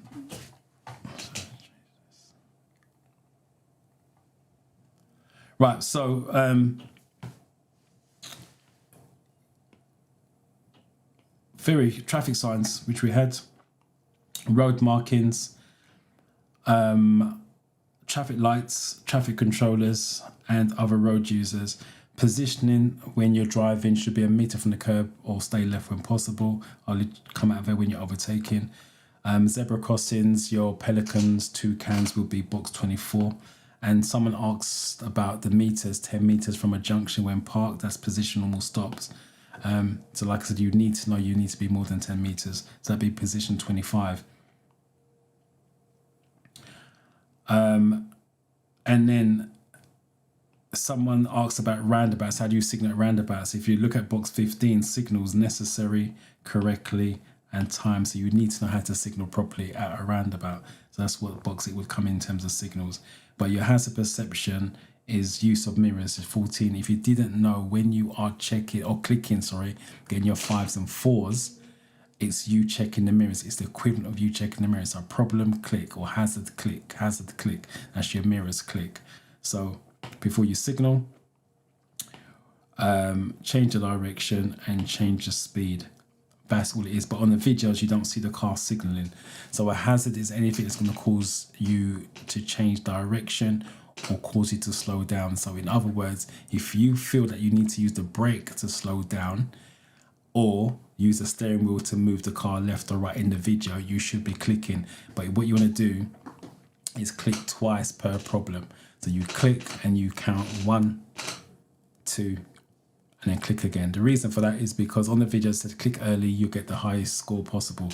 They don't tell you if you click too early, you're going to get a 0. You have to click in that countdown window of 5 to 1.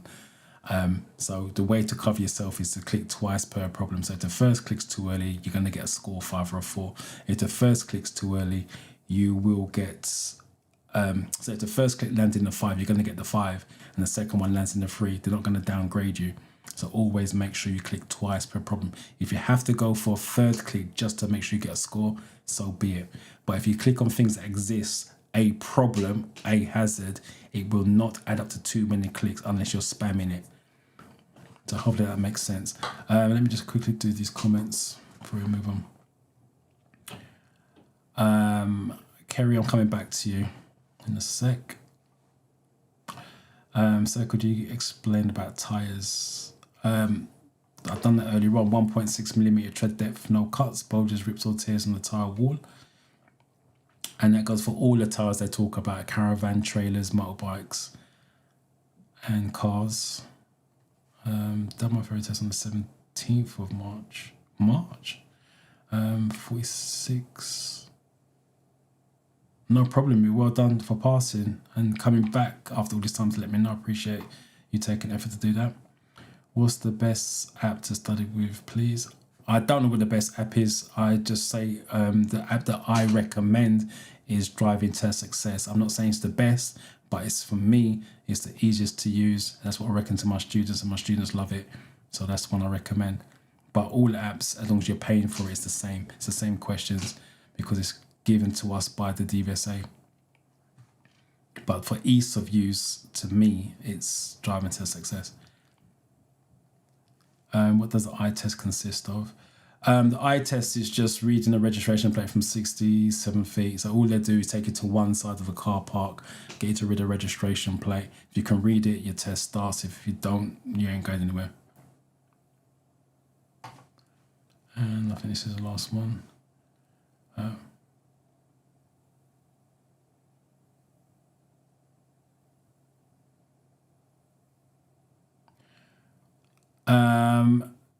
if you're talking about don't cover on the live session, on V sessions, that's because the app doesn't throw it up. There's no new questions as such. There's just questions reworded. I got email about 6 weeks ago. They're not introducing any new questions this year, but they're just rewording stuff. Same question, just different rewording. Maybe it's like a different answer, but that's all it is. But again, it still leads to safety. It still leads to control.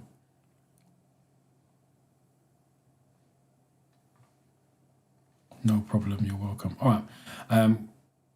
Let's put carries up there. How can you choose what category? So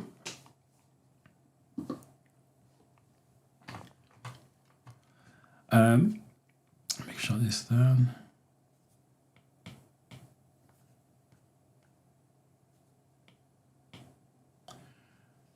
So as I said, that's the one I recommend, Driving to Success.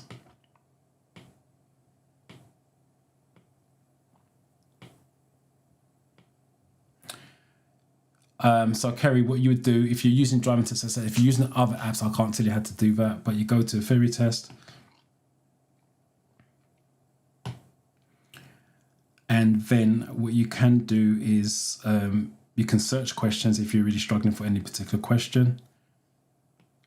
Don't know why it's on that. You can go to practice revision questions if you want to do that. And then the practice revision question, you've got the categories. So as you can see here, you can choose any particular category. So if you want to do all of them, you choose this one. Obviously, it's going to choose your 50 questions from those 14 categories. If you want to do, someone said case study videos, by the way. There's a case study video here. Let me just do this. That's the case study videos. And this is what I was talking about. So what you do is, I'm not set up for this. So you watch the video. I'm not going to watch all the video, but I'm showing you. So you just watch all the video, and then you go to answer the question. So let me get rid of Kerry's comment, and then you just answer the question. That's all it is. So you can actually do the case study videos on its own, and that's all it is. So you literally go to revision practice, practice revision, start new session, and then choose any category that you want.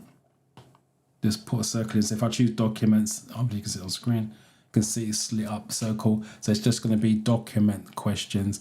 But the documents is one of the smaller topics as well. It's only 27 questions. And if you want to do, you can set the amount of questions as well.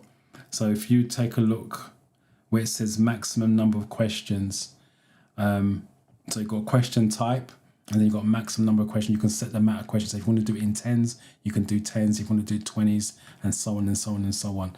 And like I said, when you start studying, I would do all the topic unless you struggle a lot to learn, then narrow it down to 10 questions at a time, maybe 15 questions, and build it up slowly. That's why someone who said, how do I pass fast? That's why I don't recommend doing fast, because the knowledge doesn't stay. You're not looking to learn it fast, you're looking to understand it so it stays with you. If you learn it fast, you're going to miss things, which means you're probably going to fail it anyway when you take the real test as well. So that's how you do it if you're using the Driving Test Success app. The other apps I would assume is similar, but I can't guide you through that because I don't use it.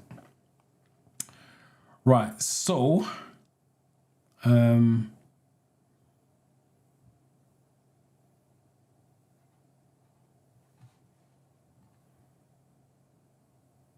and can I can't go in it. The yellow junction box, the base, I'll give you the breakdown of that. The yellow junction box, let me come at that. You can only go in the yellow junction box when turning right, prevented by oncoming traffic, and you're exiting. That's the answer. And they can use any part of what I just said. They won't give you the full answer what I just said. They'll break any part of that down. So I'll just say it again. You can go into the yellow junction box when turning right, prevented by oncoming traffic, and your exit is clear, is the full answer.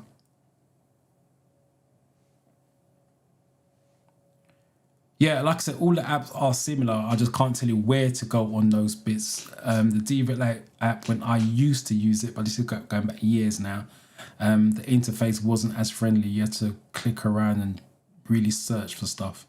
So it wasn't for me. I suppose I've got to revisit it because it's been quite a few years since I last used it. I'm back. Are you passed? Well done to you. I'm sure I've taken your intensive courses. I don't do intensive courses anymore. I actually do driving lessons. I've given it up now because the government or the DVSA are going to change the way they do driving lessons and theory. That's another thing as well. What I'm saying for you, it's under consultation at the moment. And what they're saying is the consultation is that you pass your theory test, you may have to wait a certain length of time before you can do driving lessons, and you may need to do a set amount of hours before you can take a driving test. So what I'm saying to you guys now, in my experience, when they do this consultation, they do it anyway. They consultate with driving instructors, blah, blah, blah, but they don't take what we want to say into account. They just go ahead and do what they need to do. That's the reason why I stopped doing intensive, because if what they say is going to come in, the intensive course, it don't work anymore. So I repeat, what they're trying to do is to say you take your theory test, it's going to be a certain time before you can take a driving test, and you're going to have to do a certain amount of hours. At this point in time, there is no amount of hours that you have to take. If you take 5 hours and you're ready for a driving test, that's going to be acceptable. But what they're bringing in is a certain amount of hours you have to do before you can even take a driving test, and you have to wait a certain time before you can take a driving test after you passed your theory. How much those hours are, they haven't stressed that time yet, and how long you have to wait, they haven't said that time yet. They're doing a consultation. But in my experience for the DVSA, when they do a consultation, they're going to do it anyhow. So that's the reason why I've jumped ship from intensive and I've gone back to doing hourly lessons. So my advice is to get your theory test done while it's under the old system before they bring in this new system, if they bring it in. Right, so let me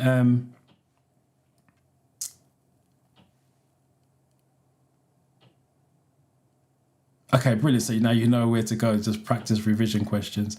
All right, let me do the has perception, because that's why you guys are hanging around for that. So let me go to this and go to that. And practice. So what I'll do is a real life clip first. The quality is poor. 5 with no stars.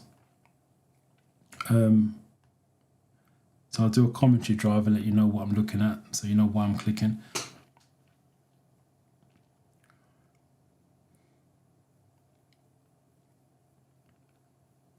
So I'm looking up the road, the car coming out of the junction to my right.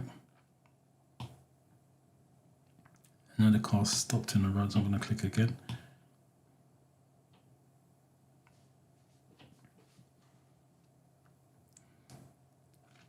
Person crossing the road ahead.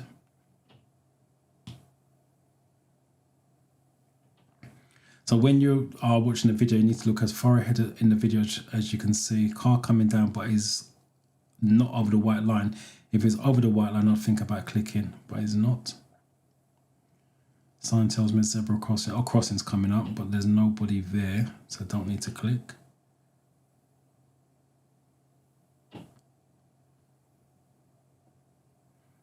Again, scan the pavement from left to right. People on the right hand side, but they're all right. Don't click in 5 out of 5. So always review back to see how you can improve.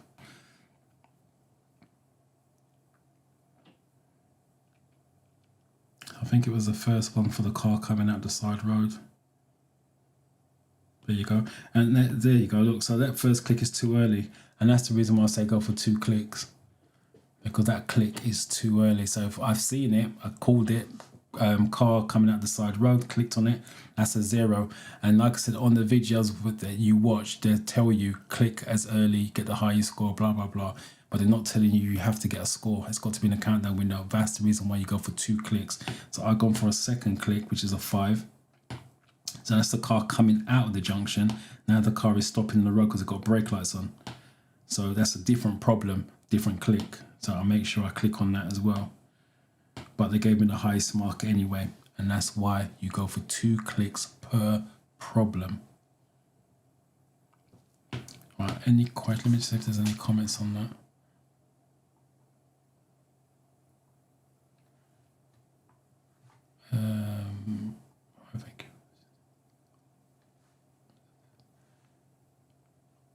thank you for yours. Passport. Congratulations on passing. Again, I appreciate guys coming to the live session because, like I said, it acts as inspiration for other people to go on and take their test. White road lines as they look similar. How many are there in all?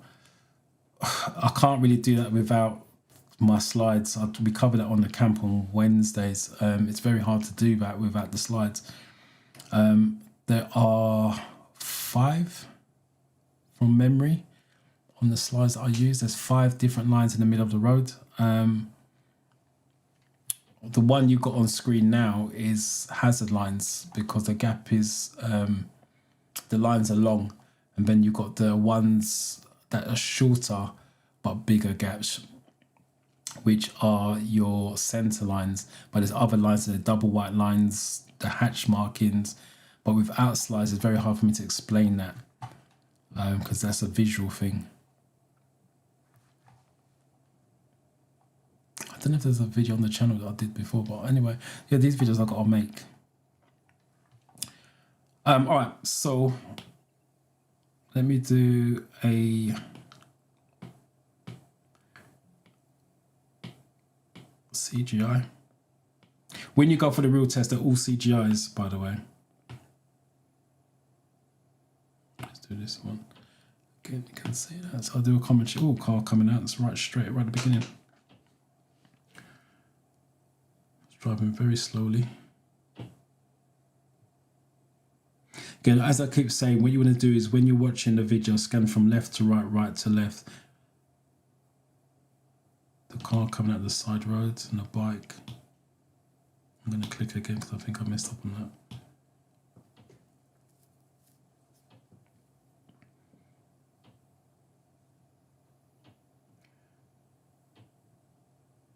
And the reason why you want to be scanning from left to right because road signs are on the pavement.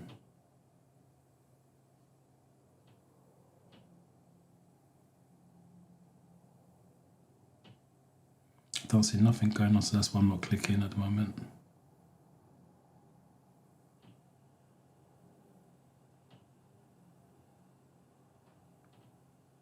Still don't see nothing going on. 3 out of 5, so obviously I can improve on that. So let's see where I could have got a better score.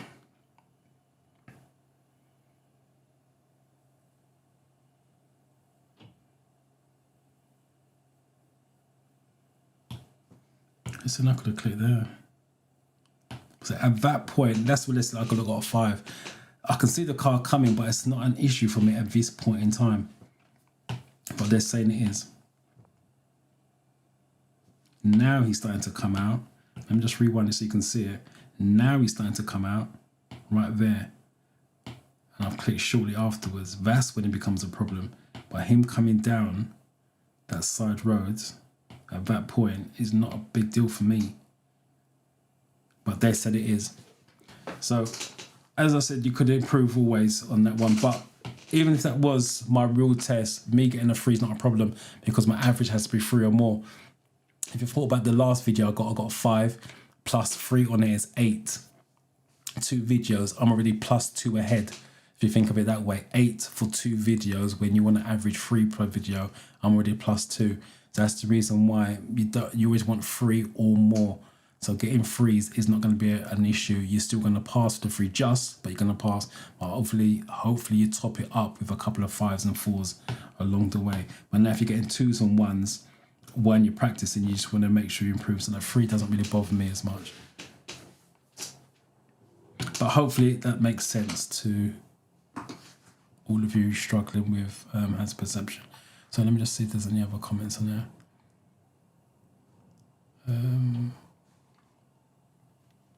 The white lines I can't, unfortunately, like I said, the white lines I can't do without the slides because they're visual. All right, I don't see any other comments on there.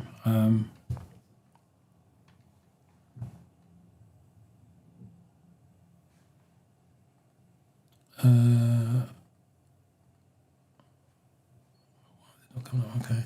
On the second video, why did you not click at all on the road where cars are parked on both sides?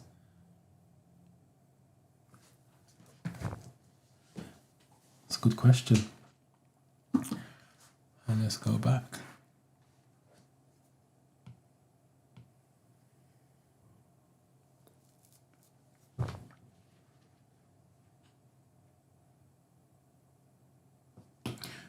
With the car parked on the right hand side, the white car doesn't affect me. I'm still, when you're driving, just in case you're not taking driving lessons, when you drive, you stay a meter from the curb. So the white car on my right hand side doesn't affect me. So I'm not steering to the left or to the right. I'm not slowing down at that point in time. That's the reason why I've not clicked for the car. And then the problem is the car coming out. So I've already clicked for the car. That's the reason why I didn't click for the car on the left. So I've already taken account of the car to my right, so I don't need to now click for the car on my left. If the car to my right wasn't coming out and the bike wasn't there, for example, I would click for the car that's parked up in front of me now, because obviously I need to move to the right to be a meter from the parked car. But the click I've already done has taken care of this situation, if that makes sense. I don't think there was any other cars parked up, was there? Yeah, I could, to be fair, I could have clicked for that one as well. Because if you watch the video, I'm coming away from the curb. So I could have clicked for that one.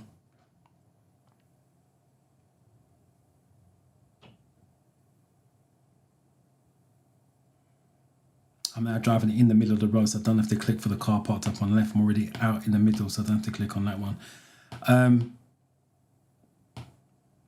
So it's a good point you raised, but in my defense, I'm a driving instructor, so I kind of visualize what's happening and everything else. You guys don't know that. They're teaching you to click on hazards. Where I see a hazard, I can click and I spot them really, really early when I'm driving. So when I'm driving, when I'm watching the videos, I'm seeing it from driving instructor eyes, not a learner driver eyes. So that's slightly different. But yeah, hopefully that answered your question why I didn't click for the cars on both sides though, the first one.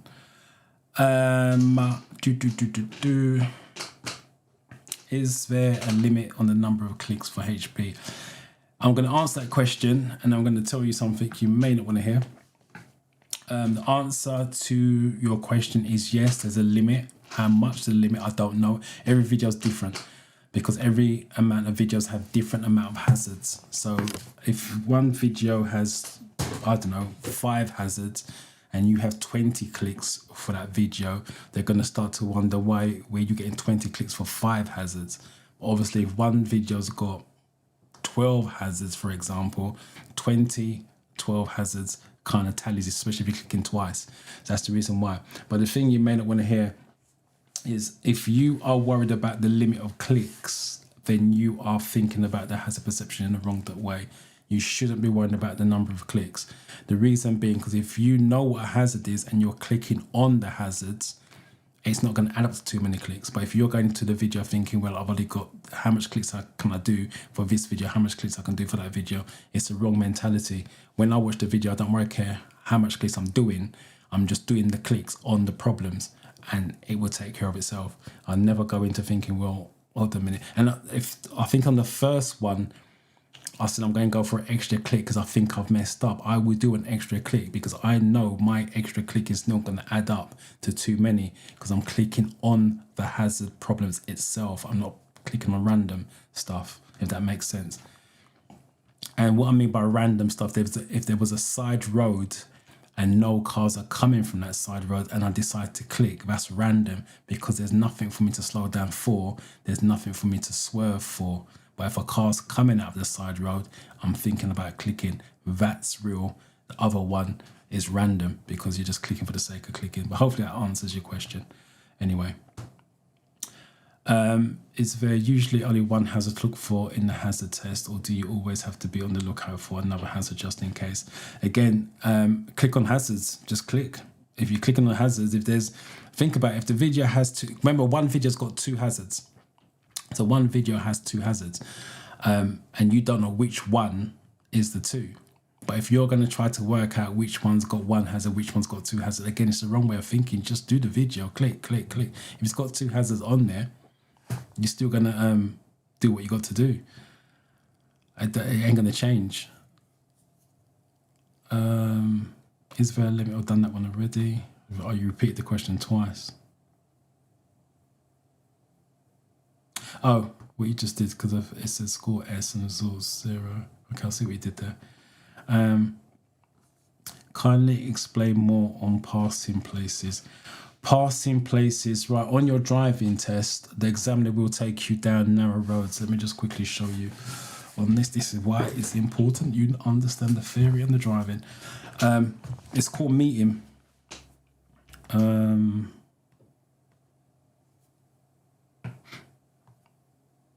So hopefully this shows up. Let's get rid of this comment. So if you look at box 22, passing places is what we call meeting situations. So the examiner will take you down a narrow road where there's room for one car up or down at any one time, and cars parked up on both sides. So a passing place is where you can pull into the spot because there's a gap, or you stop opposite a spot. That's what a passing place is. So if you're driving down, cars coming up, one of you's got to give way. So if there's a big space on your right, you stop opposite the space. That's a passing place. So the car coming down goes in to that space, you drive on. If the space is on your side, you move into that space slightly, and then the car comes up. Then once it's gone, you drive out. That's what a passing place is. But for a driving test, it's called a meeting situation. Right, that's the last comment I see on here. While you guys are studying, because quite a few of you typed in that you got tests coming up this month. So while you're studying, like some of these guys did, any questions you come across that you're struggling with, don't understand, jot them down. Bring it to the live session, YouTube live, 10 o'clock, Sundays. Because that's why I go live, to answer your personal questions. So it answers, you got clarity rather than having to search YouTube or Google the answer for you. So jot it down. For those of you who got a test coming up this week, I wish you the best of luck. Please come back next Sunday. Let us know how you got on. Outside of that, you guys look after yourself. Take good care of yourself. Stay safe. And I shall catch you next week, 10 o'clock. Have a good one.